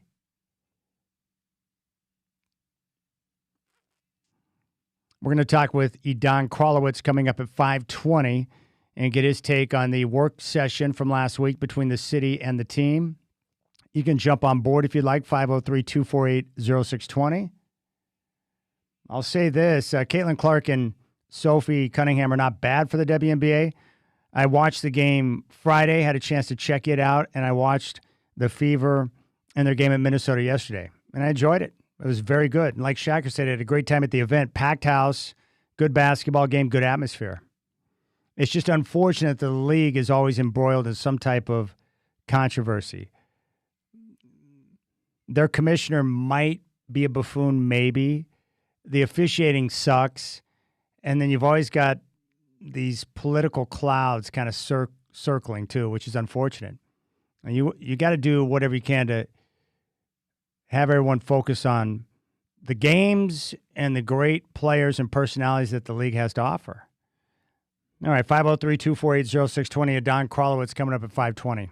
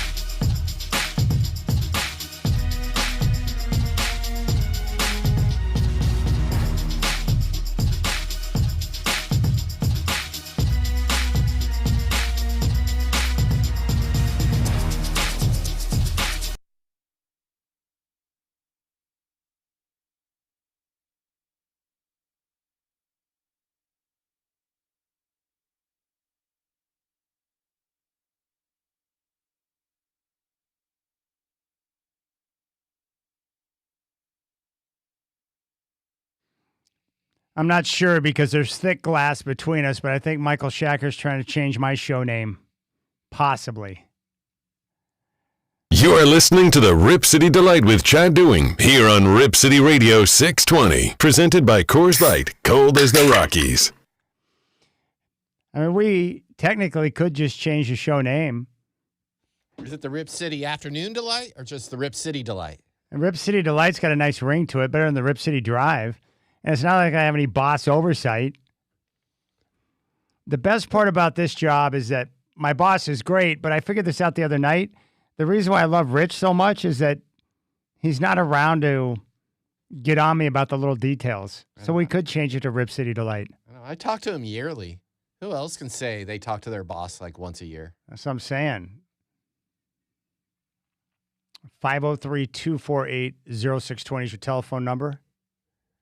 You can jump on board if you would like. If you got anything you want to talk about, it's fine by me. Tarek Skubal is going to make his Dodger debut tomorrow in Chicago against the Cubs. Jeffrey just reached out. When is the NBA schedule going to be released? That should come up, like 2 to 3 weeks, Shacker? Yeah, but the preseason schedule came out today. There's 4 games on the Blazers' preseason schedule. One of them a Monday game at 1 p.m. against a team from London. A weekday game, 1 p.m. on the schedule, Blazers' preseason schedule. What do you think of that? I think that's weird. So the preseason games for your Trailblazers, October 7th against Golden State. October 12th against London. I'm assuming that's here in Portland, right? Yeah, those are the 2 home games, and then the next 2 are the road games. The 2 road games are October 13th at Sacramento, and they finish up October 16th, 7 o'clock tip against the Golden State Warriors. And that is your Trailblazers preseason schedule. October 7th against Golden State, October 12th against London, both those games at Moda. October 13th at 7 at Sac, October 16th at Golden State. They have a home road back-to-back and against a foreign team, so 1 o'clock might be prime time in London, or they're playing it early so there's enough time for them to recover for the back-to-back in the preseason. Okay, let me cross-check that with the October calendar to see if it conflicts with any potential football situations. October 7th is a Wednesday. That's okay. October 12th is a Monday. Not bad. The 13th is a Tuesday, and the 16th is a Friday. And there you have it. So if the preseason ends October 16th, I'm assuming the NBA season will start what? Like the next week or 2 weeks from there? Well, we'll find out here in about 2 to 3 weeks. Somewhere in that area. 503-248-0620. Coming up here at 5, I'm going to get to it. I'm trying to avoid this topic. But again, I can't help it when people say crazy things. And Colin Cowherd said something today on his show that gave me, well, it makes my skin crawl. And it deals with Michael Jordan and LeBron James. And these people who continue to push the narrative are driving me bonkers. Especially the ones that have close ties to the clutch agency, which is LeBron's. Again, you always have to consider the source and why people are saying what they're saying. But for someone that's as smart as Colin, like, this take's pretty bad. Not a great take. But most of the takes I've heard on Michael Jordan of late are not very good. And I will continue to fight, scratch and claw for the guys, the greats that I grew up with. I feel like that's part of my life's mission, is to make sure that people don't forget the greats. You know, just because you didn't see them play because you weren't born yet doesn't mean they weren't great. That's all. That's all I'm trying to say. You may not have seen Larry Bird, but just because you didn't see him, there actually was a white guy who dominated the NBA. I know it's a shocking revelation. Hard to believe if I wouldn't have seen it myself, but it did happen. I still love Magic's story, too, where he's like, his guys hit him up, the bros, and they're like, yo, once he communicated to his friends that he was good and legit and that he could play, then they accepted him. They're like, okay, that's cool. All right, 503-248-0620. Tony in Boring enjoyed the Lover Boy that you played. And I had another message from a female listener who said that you are playing very sexy music on the radio today. That might have been after the Afternoon Delight play. Or Color Me Bad or the Billy Ocean. All day long. Billy Ocean's good. Color Me Bad. Like, that's their only hit, right? I Want to Sex You Up. The only one I know of. It's kind of a creepy video, too, when you see those dudes. It's a good song, though. No, they had another song, Mia Moore. Oh, Mia Moore. That's right. That was their other charting single, wasn't it? But those songs, that takes me back to like the summer of 91. That was a pretty good summer for music. That's when I was exposed to Sandman for the first time with Metallica. Candy Dulfer, Lily Was Here, was big during that time span. Scorpions, Wind of Change. Great song.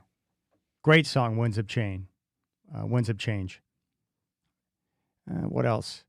Well, Nirvana, Pearl Jam, Chili Peppers' gigantic album. They all hit in 91. Yeah, all those were big. And then DJ Jazzy Jeff and the Fresh Prince with the Summertime. It's amazing how certain songs can take you back to a certain time. That was a trip. That was a big trip that summer, 91, to L.A. with my buddy Jeff, his dad, his brothers, the entire family, and we were down there for a couple of weeks. Did some body surfing, went to an Angels-Yankees game down in Anaheim, went to Rams training camp. I think that was my favorite of all the things we did. Got to see John Robinson yelling at Marcus Dupree. Jim Everett was super cool. Jackie Slater was awesome. Henry Ellard, they were all there. Mike Wilcher. And back then you had complete access. There was just one little yellow rope that was separating you from the playing field. Like, fans could just gather around and watch. It was amazing. I forgot the school they were, I don't remember the school they were practicing at, but John Robinson was yelling loudly at his players for like 2 straight hours. All right, we'll come back and deal with this rather unfortunate take on MJ. And then Don Krolowitz will join us coming up at 5:20. I hope you're enjoying your Monday. You got the Rip City Drive.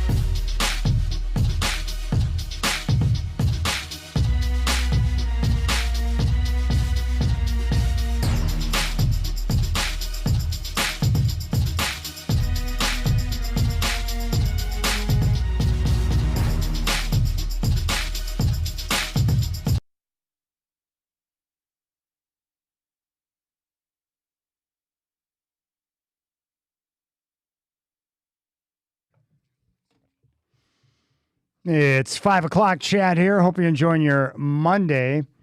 Trade deadline in Major League Baseball. Adley Rutschman, former Oregon State star, has been traded by the Orioles to the Red Sox. Boston on fire, 23-3 in their last 26 games, coming off a sweep of the Dodgers. Cubs are acquiring Clay Holmes and Tyron Taylor from the Mets. The Astros have acquired Dalton Varsho from the Blue Jays in exchange for right-hander Spencer Arrighetti. The Dodgers and Tarek Skubal, he's going to make his debut tomorrow. LA will be in Chicago to take on the Cubs. And the Mariners will kick off a series tomorrow night against the Tigers at T-Mobile Park. Coming up at 5:20 on the Rip City Drive, we're going to be joined by Don Krolowitz from Rip City Not Rip Off for his latest thoughts on the negotiations with the team and the city following last week's working session.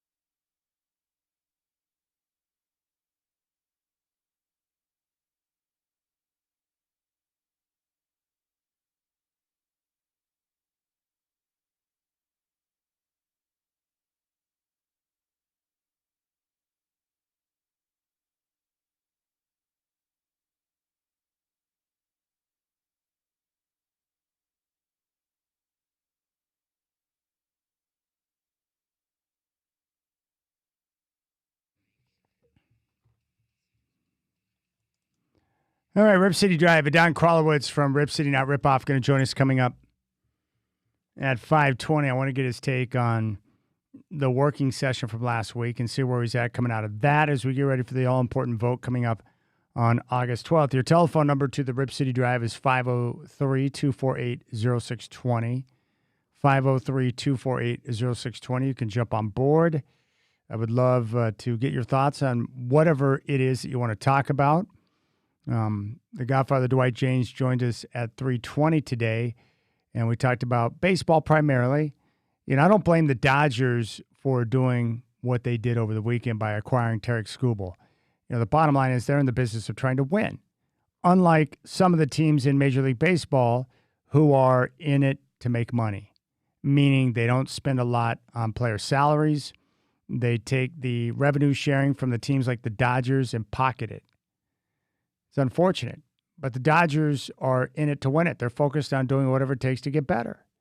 And so they went out and acquired one of the best pitchers in baseball, which is going to allow them the flexibility to rest Shohei Ohtani and not use him in the pitching rotation so he can be 100% going into the postseason. And also you prevent one of your rivals or some of the other better teams in baseball that are competing for a championship to go out and acquire them themselves. So it was a genius move. And if you're a Dodger fan right now, you feel great because you're like, wow, we are in a position to go after it again. And what's crazy about baseball is that as talented as the Dodgers are, and they are, I mean, they are the most talented team in baseball by far. They're also one of the best run organizations. They scout well. Their farm system's terrific. Andrew Friedman makes good decisions, and the ownership supports the operation. They also teach and coach better than basically everyone else in baseball. So don't blame them for doing things right. Now, it could spell disaster after the year. We could be headed for tension in the discussions for a new labor agreement. And I can tell you one thing, the owners now are going to be pushing for a salary cap. That would benefit them because they wouldn't have to spend as much money. And there's no way the players are going to go for that. There's no way. No can do. I mean, baseball players make serious cake. The players are not going to want a salary cap at all. The owners are going to want that badly. They're probably happy the Dodgers made the move so they can, head straight for a lockout and then turn the fans against the players. And then because they negotiate better and they don't break ranks, they stay united they always win when it comes to these type of battles. I'm hoping that's not the case. The last thing baseball needs right now, when they are on an upward trajectory with the game and the fans and becoming a much better and bigger brand in the country, they don't need a labor stoppage. It nearly killed the game the last time this happened. So I hope cooler heads will prevail, but that's really what we're talking about here. A salary floor, I mean, that could be useful, no question about it. They might want to consider that. But as Tim Kirchen says from ESPN, he's not even sure that's going to answer the question. I'm not even sure a floor fixes the situation either, Dan. Let's just say you have a $90 million payroll and you're not very good and you're going to lose, you're going to win 68 games. And then they make you spend $150 million, and then you win 72 games, and you only finish, 4 games higher, and you still don't make the playoffs. Just because you have a floor doesn't mean you're going to solve the problem. Is it worth a try? Yes, it's worth a try. Am I in favor of it? Yes, I am. But it's not going to solve all the problems. The problems are too big to be solved just by a salary floor. All right, so we'll keep an eye on that situation. But the Dodgers, overwhelming favorites. They were before, but especially now after the deal to get Skubal. But this series we saw over the weekend in L.A. with the Dodgers and the Red Sox could be a preview of the World Series potentially, with the way Boston's playing right now. 23-3 in their last 26 games. That is impressive. I planned a trip to L.A. to go see a Dodgers series. They're going to be taking on Milwaukee. I had no idea when I set the trip up that I was going to see a battle of the two best teams in the National League. And then we have the Mariners, who are just continuing to drive their fans bat bleep crazy with their play. 3 games back in the West and just a middling baseball team. So annoying. Right now, Tampa has a 2.5-game lead over the Yankees in the East. They're 5 up on Boston. In the Central, a close race. Chicago's atop, 3 games in front of the Guardians, 4 in front of the Twins, 5.5 in front of the Tigers. In the West, Houston, a 2.5-game lead on the Rangers. They are 3 in front of the Mariners. So we have a 3-team race in the West. In the National League East, the Braves are 8 games up on the Phillies, 9.5 up on the Marlins. The Central, the Brewers right now at 69-42, 6.5 games up on the Cubs. And that looks like a 2-team race. And in the West, the Dodgers at 69-43. And after 3 straight losses to the Red Sox, it's a 1-team race in the West. So there you have it. Now, this take came down earlier today on the Colin Cowherd show, talking about LeBron James and Michael Jordan. And basically his statement is that LeBron is the most impactful player in the history of the NBA, the most impactful.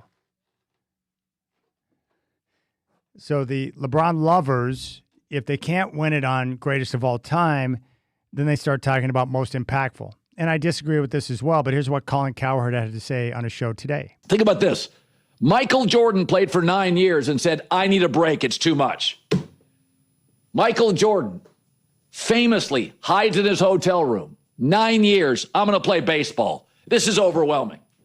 LeBron's like, year 24, bring it on. Think about that.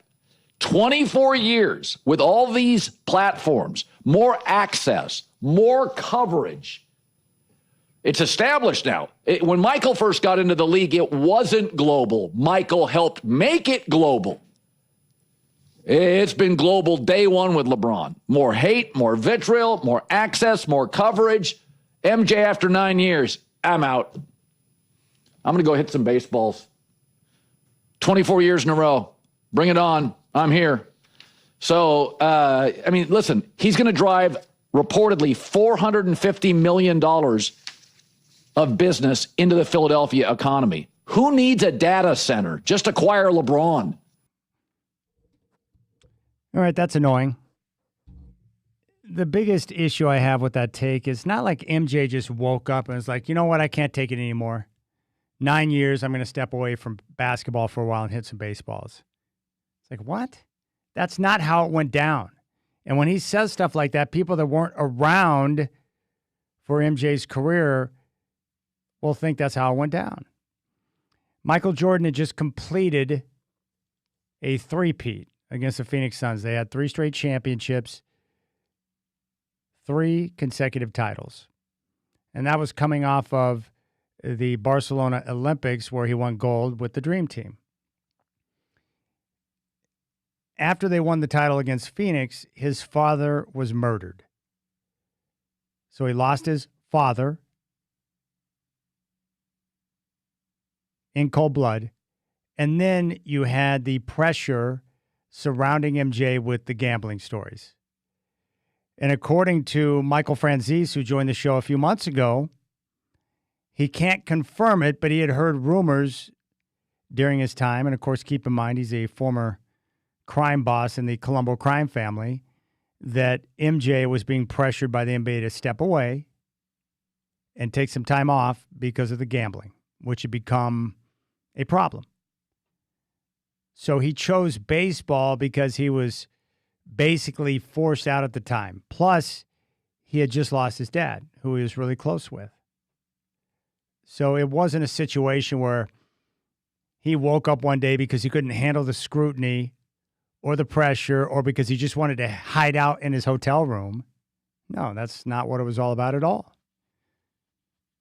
And then he came back and promptly won 3 consecutive more championships. Also, keep in mind when you talk about influential or impactful, Michael Jordan off the basketball court became a marketing genius with Ever-Ready batteries, McDonald's, Gatorade, and of course Nike. And those Nike commercials that he did with Spike Lee were legendary. You also had the Come Fly With Me video, which became available on VHS tape, and that was, you know, pumping MJ into the homes of people across the country. I got the Come Fly With Me video from my subscription with Sports Illustrated. But Michael Jordan and his work with Nike is what propelled him into a different stratosphere. That and the hype around him was supported by the ridiculous play on the court. Like, his play was better than the hype that was built up around it by Nike. And he was driving people to the television sets in numbers the NBA had never seen before. Just take a look at the numbers in the finals that he played in back in '98. So not only is Michael Jordan the greatest of all time, he's also a much more impactful player all time than LeBron. And he didn't just wake up and decide he couldn't handle the pressure anymore. No, he had just lost his dad to murder, cold blood. And you had the gambling rumors and stuff going on where some believe that David Stern, the commissioner, asked him to step away from the game. And so he decided to play baseball until he made his return and won 3 more championships in a row. All of that to say that that was an awful take by Colin. All right, we'll come back, and Don Krolowitz is going to join us, and we'll get his take on the latest with the negotiations coming out the work session with the team and the city here on the Rip City Drive.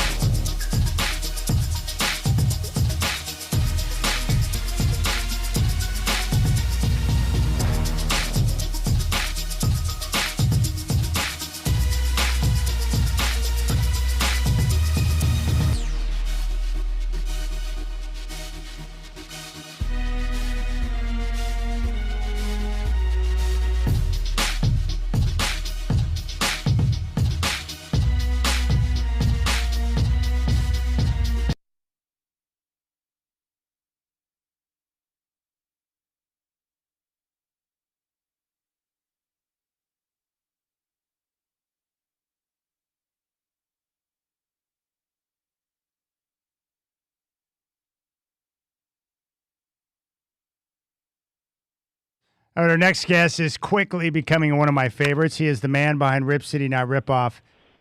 Edon Krolowitz, very kind to jump back on the show. Edon, what's up, my friend? Thanks for coming back on. What's up, man? Good to be back on. All right, I'm just curious because we were just talking about this. I don't know what year you were born, but I'm wanting to know who you recognize as the greatest NBA player of all time. Oof. Okay, so I'm 1990, so that'll date me. But greatest NBA player of all time, besides Jeremy Lin during Linsanity, I would say I'm gonna go. I gotta go Jordan. It's hard to find someone better than Jordan. Okay, I'm Team Jordan as well. I just think a lot of these discussions about, greatest of all time, I think a lot of people are impacted by those that they watch growing up. For me, I was around to see Magic, Bird, and Jordan, also Kobe and LeBron. So I recognize Jordan as the greatest of all time. In fact, I've never seen a more consistently productive superstar than him in all sport. That's how good he was. But I also wasn't alive and around to watch Wilt Chamberlain play, so I really don't have a take on Wilt, although I wish I could go back in time and watch him play basketball. I think that's fair. I mean, Jordan just seems the type to just he would just raise the bar no matter what competition came. You know what I mean? Some people play up to whatever level it's at, and I think you drop him into any era, and I think he would be dominant. I mean, some people say Jokic with his stats now, is getting into the conversation with what he produces, but it's not as flashy, and he didn't obviously. And the other thing I would say against Michael Jordan maybe is that he made the game global, right? He was an icon as much as he was a basketball player, and I think that everyone gives him a lot of credit. Those two things get conflated sometimes, is on the court and off the court stuff. So. I still think he's the greatest of all time, but I do think sometimes just the influence that he has, people conflate that with the game, No, that's great. Edon Krolowitz is with us. All right, we had the work session last week between the Trailblazers and the city. What was your general take as you walk away from that? I mean, I think there were some good things in there, which is, I think the city council was very unified in kind of their presentation and the questions that they asked. I think they asked the right questions. And, I think the Blazers obviously have been stonewalling, and they continue to do that in the session. They showed up as we're here, we don't really want to answer any of your questions, but we're here. And so they kept using the first class thing as we'd give you more information if you promise to never sue us, even if we decide to leave. So, I mean, that felt kind of in bad taste. Maybe not unexpected, but certainly did not move the conversation forward. And they even said look, even on August 12th, if you guys decide to vote yes, we're not gonna move forward unless you guys get rid of this first class thing, which I think was even more than posturing. I mean, at that point, it's give me a break, man. The city's not gonna remove the right to sue you in case you guys just decide to leave anyway. So that was mega level posturing on the Blazers side. Not to mention that they basically talk crap about the city and how bad it is and all these other things. Meanwhile, Dwayne Hankins 8 months ago or 10 months ago said how the Blazers were thriving and season ticket sales were up and everything. So. It felt like the Blazers were talking out of every side of their mouth, which may be expected because they just, they want the conversation to go back, behind closed doors. That's where they've been successful. That's the reason why the state gave the money is they kind of pressured people behind closed doors, and that's where they're successful, right? We've seen since then, the more light has been shown on this, and the more people have been talking about it. I mean, I feel like the city of Portland. I think we're experts in arena financing now, more than probably any place in the country. So that has really helped the public. I think steal some of the leverage that I think was given away during the Senate part. But now, we're about to enter this world where we're going back, behind closed doors, and I think my concern is the deal gonna get worse as it did, before the public got wind of what was going on? That's a very good point. By the way, you're part of the problem, Edon. You're the one that's been helping educate us far beyond anything we wanted to understand when it comes to arena negotiations. So you're part of the problem. But I wanted to ask you, you mentioned the first class deal with the Blazers wanting the threat of a lawsuit dropped. And the mayor, of course, came out and said, we are not going to sue you. It's not on the table. We're not considering it. most people, or some at least, looked at that as, hey, that's just the Blazers looking for a way out because they want to move the team. But it could mean so much more than that. What's your read on that? So the first class kind of statement, basically what it means is it says that in the bridge lease, and basically up until this point, the Blazers had to keep the arena in first class condition. Now, a lot of people can argue around what that means, and legal theorists can take a stab at it, but basically it means that it needs to be up to an NBA standard. The specific language that was in there said the NBA, it has to be good enough for an NBA team to be in there, and so. Basically, that begs the question, like, okay, if it's a first class, if they were supposed to keep it as first class arena, and it's not a first class arena, which is why they're asking for this $600 million, well then, why are we doing this renovation? If they say it's already first class, what's the point of the renovation? And so that kind of puts them in a bind, right? The Blazers are saying, well, it's already first class, we don't owe you any money, because if it wasn't first class, they would owe the city money, right? Just by definition. So they're saying, it's already first class. And so then the city's saying, well, if it's first class, then tell us what the $600 million in renovation is. And they're saying, well, we're not going to tell you because we feel that if we're going to tell you that you're going to use that against us and that you're going to tell us, that either A, we owe part of that $600 million already, or B, you're going to see that as not necessary. And then you're going to basically want us to cover it because it's not necessary. Now, both of those things are true, right? You can't have it both ways. You can't say, yes, this is already first class. Everything's good, we don't owe the city any money, and also say, well, and then we want all these superfluous things, and by the way, we want you to pay for all those superfluous things. So the first class standard really put them in a bind. It really put the Blazers in a bind, and you can tell because they've made that the crux of their entire negotiating position at this point. So I think it's something that I think the city would want to trade as a bargaining chip in the negotiation. Obviously, it's absolutely not something they should just give away. That would be, if that happened, I think people should lose jobs without a doubt. So I think it was pretty obvious. The mayor was like, "There's no way we're getting rid of that. That's basically our biggest bargaining chip here." And so I expect there to be some kind of trade over the next couple of months where they say, we're going to take that. We're going to zero out your balance, so to speak, on that first class thing. And maybe that's in exchange for some kind of private contribution or some kind of rent or some other economic revenue stream. And then, we'll see what happens in the next lease, whether they have some kind of term like that. I think knowing Tom Dundon's persona, I think it would be very hard to anticipate that he would want any similar type of provision to exist in the next lease. We're talking to Don Krolowitz from Rip City, not Rip Off, here on the Rip City Drive. I think I understand what you're saying now. When the Blazers were negotiating behind closed doors, they were able to control the narrative and get what they want quickly. But once things became public and the city started to put stuff out for public consumption, then it sure looked like the people were on the side of the city because they thought the asks were very reasonable, and that kind of turned the tables on the Blazers a bit. Is that what you meant? That's exactly right. When they got the $365 million, authorized, it wasn't fully committed, right? It was authorized.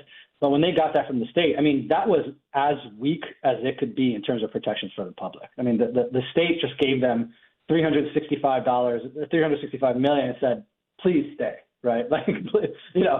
Please promise us you'll stay. So that for me, when people ask me, what was my biggest qualm with all this, that was my biggest qualm, right? Once you anchor, everyone knows this, right? Once you anchor and you give a price, and you don't ask for anything back, well, of course they're going to hold you to that, right? Like now you're setting the bar for what the expectation is, and that's where I think the state really, really messed up, and the state dragged in the mayor, and they dragged in the county commissioner and the county chair, and they, all of them committed the money up front before asking for anything back. To me, that's just crazy. It's like, if you're renovating, if you're renovating a deck, you don't, and someone asks you, you say, hey, I want this type of deck. And someone asks you, well, how much money do you have? You're not going to be like, well, I have $100,000 to spend, Like, that's not how you do it. You say, hey, I want this specific deck. These are the specs that I want. And, give me your best price. And then you go and get a couple other quotes, right? That's a normal process for investing in these types of things.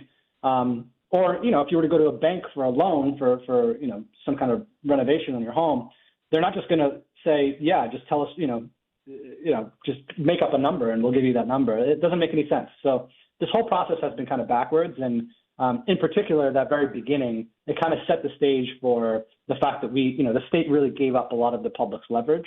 And we've been basically trying to claw it back ever since by making it, by exposing exactly what this is about and making it difficult for the politicians to say, look, we're just going to hand over a blank check to this guy. And I think the more pressure people put on not just Dundon, but on their own politicians, that's the thing that actually, started moving the conversation into from a world where people were saying the worst thing that could ever happen is that we lose the Blazers, to now it's kind of split. It's like the worst thing that could really happen is either we lose the Blazers or we give Dundon 100% of this thing and give them basically $1 billion subsidy. So the fact that the politicians are now seeing that they have pressure from both sides, I think is the thing that actually helps the public get the best deal.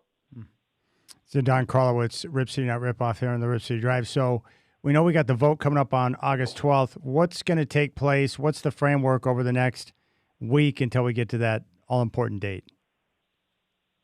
So we actually have there's a county vote that's happening in a couple days here. I think it's on August 6th, I want to say, just a week before the other vote. So that's the first thing that's coming.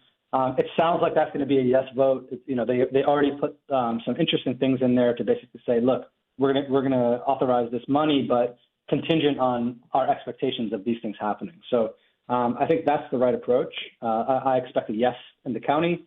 And then on August 12th, I think there's a couple things that still need to be ironed out. I expect that there's a lot of momentum to just keep the process going and show the NBA good faith. I think a lot of counselors want to do that. But I think it's really important not to lose sight of exactly what you and I are just talking about. When things go dark, the public gets screwed.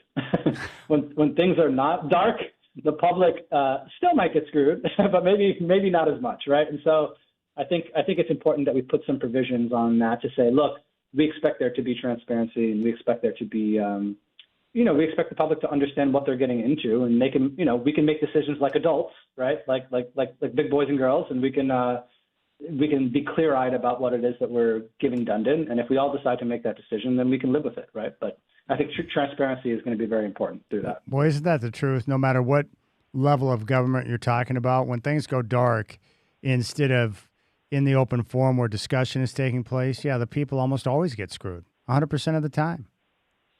100% of the time. And people talk about the Keller Auditorium, and some people have said to me, keep that same energy for the other things. And I'm like, yeah, 100%. Like if it's a Keller Auditorium, if any other entertainment venue that we have in the city, regardless of whether it's arts or sports or whatever, you need a plan. Like, show me a plan. If the Keller Auditorium came to me and said, I don't have a plan, give me $1 billion, I'd say the same thing I'm saying about this deal, right? Yeah, no question about it. All right, Don Karlowitz, Rip City Not Rip Off here on the Rip City Drive. Any final thoughts before I let you go? I'm excited about this process because at least with the dialogue from both sides, I think we're seeing progress, and it appears that, everything's on track for a yes vote on August 12th. That's kind of how I see it. What about you? Yeah, I think so. I think it's going to get there. Hopefully it gets in there with some meaningful protections and some meaningful, we give the negotiators stuff to work with, and the counselors need to ask for that. But I do see it being a yes, assuming all of those things get in there. And I think, hopefully once we get past August 12th, it's not just dark until, a December 17th vote when all the counselors have to vote on it. Hopefully we get some information throughout the process so that everyone can feel informed and they feel like, we're making a huge investment in the Blazers and in this arena, and we just want to make sure that we're doing it with eyes wide open. All right, Don, I appreciate you, buddy, man. Thanks for making time for me, and I look forward to catching up with you again in the near future. But man, you're doing a heck of a job of continuing to get the word out and helping people understand a very, at times, confusing process. Absolutely, man. Always happy to chat. You got it. There's Don Karlowitz from Rip City Not Rip Off. Genius. Love that. 503-248-0620 is your telephone number. Yes, I feel pretty good. We're going to get the schedule here in 2 to 3 weeks. We're on track for a yes vote. And boy, I'll tell you what, I'll be happy when this is, handled and over and the lease extension has been signed. So people can stop worrying and we can focus on some basketball. What do you got for me, Shacker? Got nothing for you. Oh. I'm just really nervous about this because I'm loving the positivity, and I hope you're right. Well, people like you and I stand to lose a ton if the Blazers were to leave town.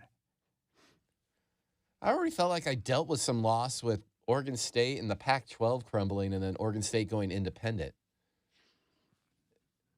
Does it feel like they're back in the Pac-12 now, the new look Pac-12? I think I'm going to need a couple seasons because it's brand new. So I think it's going to take a couple seasons to, you could say, feel like I'm back. Well, the cool thing for you, at least, you get to travel to all the different road games with the Beavs. So to give you a chance to get a flavor and a feel for what's going on in the new look conference. Well, yeah, but I just hate seeing things go. And then I'm trying to learn more about what's going on, what happened in Seattle. And I know you say it's not the same, but it feels like it's the same situation. Well, you're definitely not the only person that feels that way. But, Don's gone over that time and time again. It's not the same thing, but it's close in proximity. And, I think Blazer fans have always had that fear in the back of their mind that the team could be moved at some point. I mean, can they just negotiate for a few years? I mean, is it all going to end August 12th? No, the deadline is in December for that state money, the $365 million. So they've got time, and that's a good thing. They've got time. There's no pressure to get things done today, but they are on the timetable. So they've got to make sure they get things in place. My guess is how it's going to work, Shacker, is that they'll get the yes vote August 12th. Both sides will start to really negotiate, and then sometime in December we'll get that lease extension signed, and the team will be locked into place into the foreseeable future. And I hate the delays because then will the money be able to get as much later as you want it now with inflation, tariffs, labor costs? I mean, as more time goes by, that number will increase. And where's this extra money that's needed going to come from? From that income tax that's going to be on players and entertainers who are performing at Moda Center. Well, I hope it's enough because it's needed. Well, I think they've already stated that, too. The city has that anything outside of the $573 million or whatever the exact number is would have to come from the Blazers. But, $600 million is a lot of money. So it's a good place to start for sure. So we'll see how it works out. Telephone number 503-248-0620. Michael Shacker's here. I am here. Union labor ain't going to keep the prices down. No, of course not. Football season's right around the corner. Camps are open. Bo Nix, according to all reports, looking awesome at Broncos practice, which makes me very happy. All right, 503-248-0620. You got the Rip City Drive.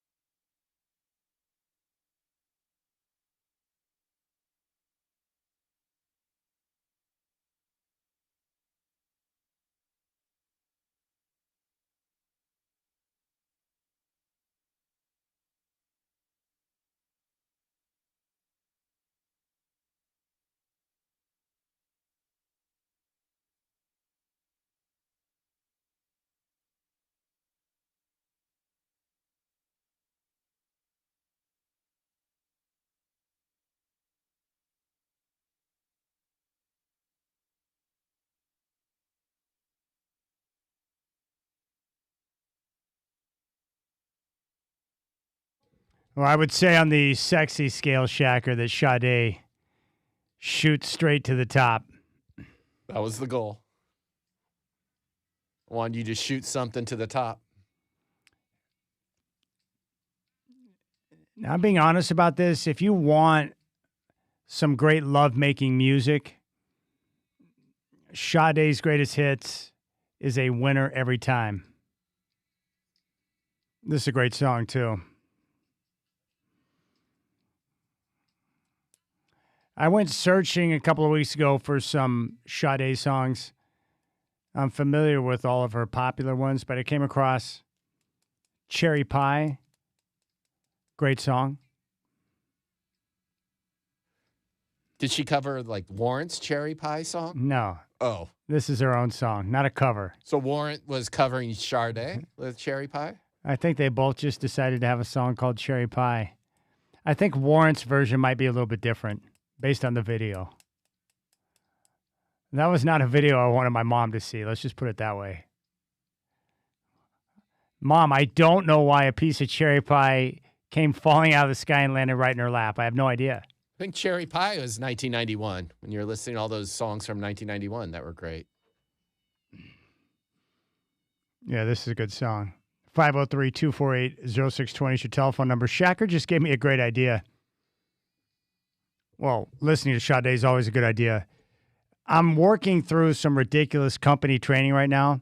I'm sure iHeart's like every company out there. If you work for a big corporation, multiple times throughout the year, you're going to have to sit down and do course training. And we have to do it each and every year to make sure we're in compliance with this or that or whatever. It's all Every nonsense. 3 months. Yeah, it's ridiculous. Times a year. No, it's a pain in the backside. And the only reason why they do it, they're not trying to enrich us. My guess would be is that the company just wants to cover their ass in case something goes sideways. So you have to work through the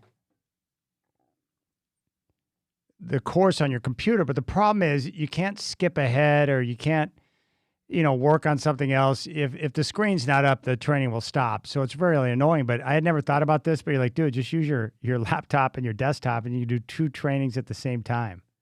And I'm telling you, when this show is over, I'm going to log in to get the other training going because I'm behind on my trainings, and then it's a good way to catch up. I had not thought about that. I don't know why my brain did not piece that one together, but it's genius.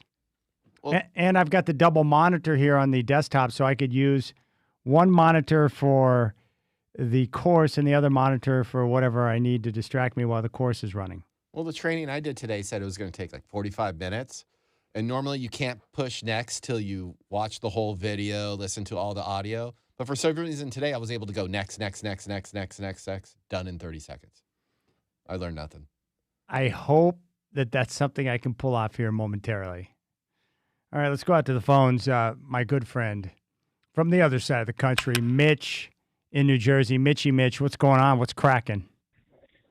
Hey, how you doing? What's popping, Chad? Hey, what do you think about the Dodgers getting Tarek Skubal? We wheel in the Moby Dick 2.0, Tariq Skubal. How you like that? Didn't cost us much either. But I don't want him as a rental though. We would win it anyway without him. Well, we got to sign long term. But like Mike was talking about the new pack. Right now it's Pack 9. Hopefully they can rebuild it. And USC being in the toughest conference, we threw Notre Dame a bone. We'll play them again in the year 2030. Hope I'm around. You too.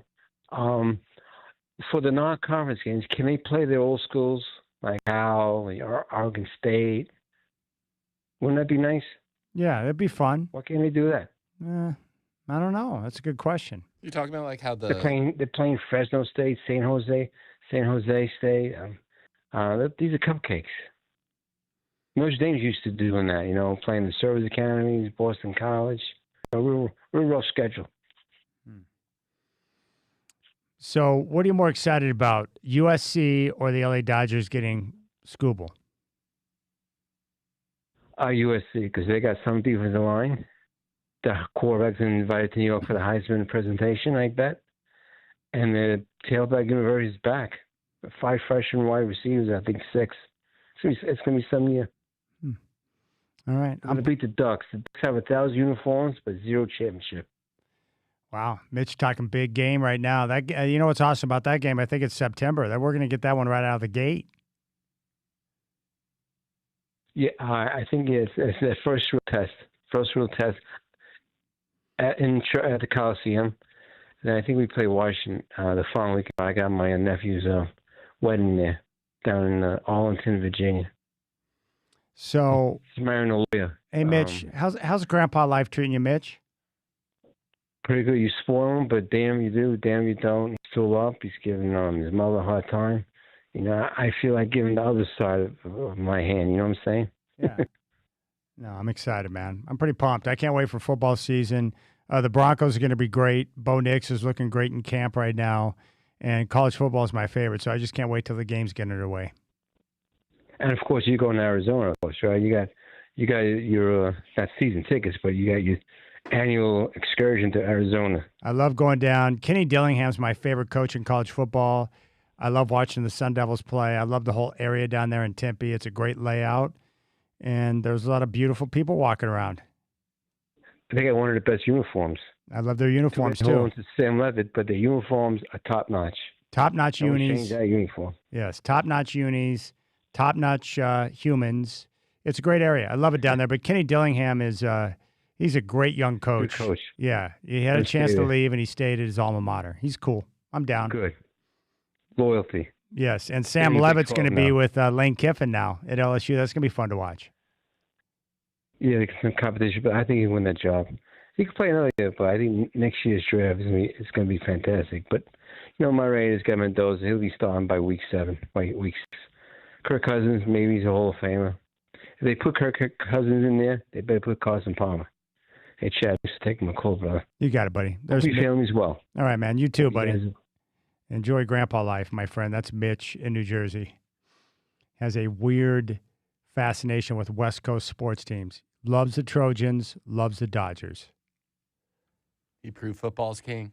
He's more fired up for football season that's a month away over baseball that's right now. And hey, we get NFL football coming up in a week too. Less than a week. Panthers, Cardinals this Thursday, Hall of Fame game. Hall of Fame game, baby. You know, Tony and Boring was texting me about Caleb Williams earlier. People are geeked up for football. And I've been listening to, I've been doing, this time of year where I start doing my deep dives daily on the Broncos. Just getting my Bo Nix update. He's looking good, moving well with the repaired ankle. Their schedule is brutal, but it's going to be fun. I can't wait. Hoping to get Dave Bartu on the program tomorrow to talk some football. Big thanks to Michael Shacker, Idon Krolowitz from Rip City Not Rip Off, and Dwight James for joining the program. You guys have a great night. I'm going to step into my iHeart training now. And hopefully the double screen action will work with 2 separate computers. But you guys have a good night. Appreciate the time, and we'll talk to you tomorrow here on the Rip City Drive.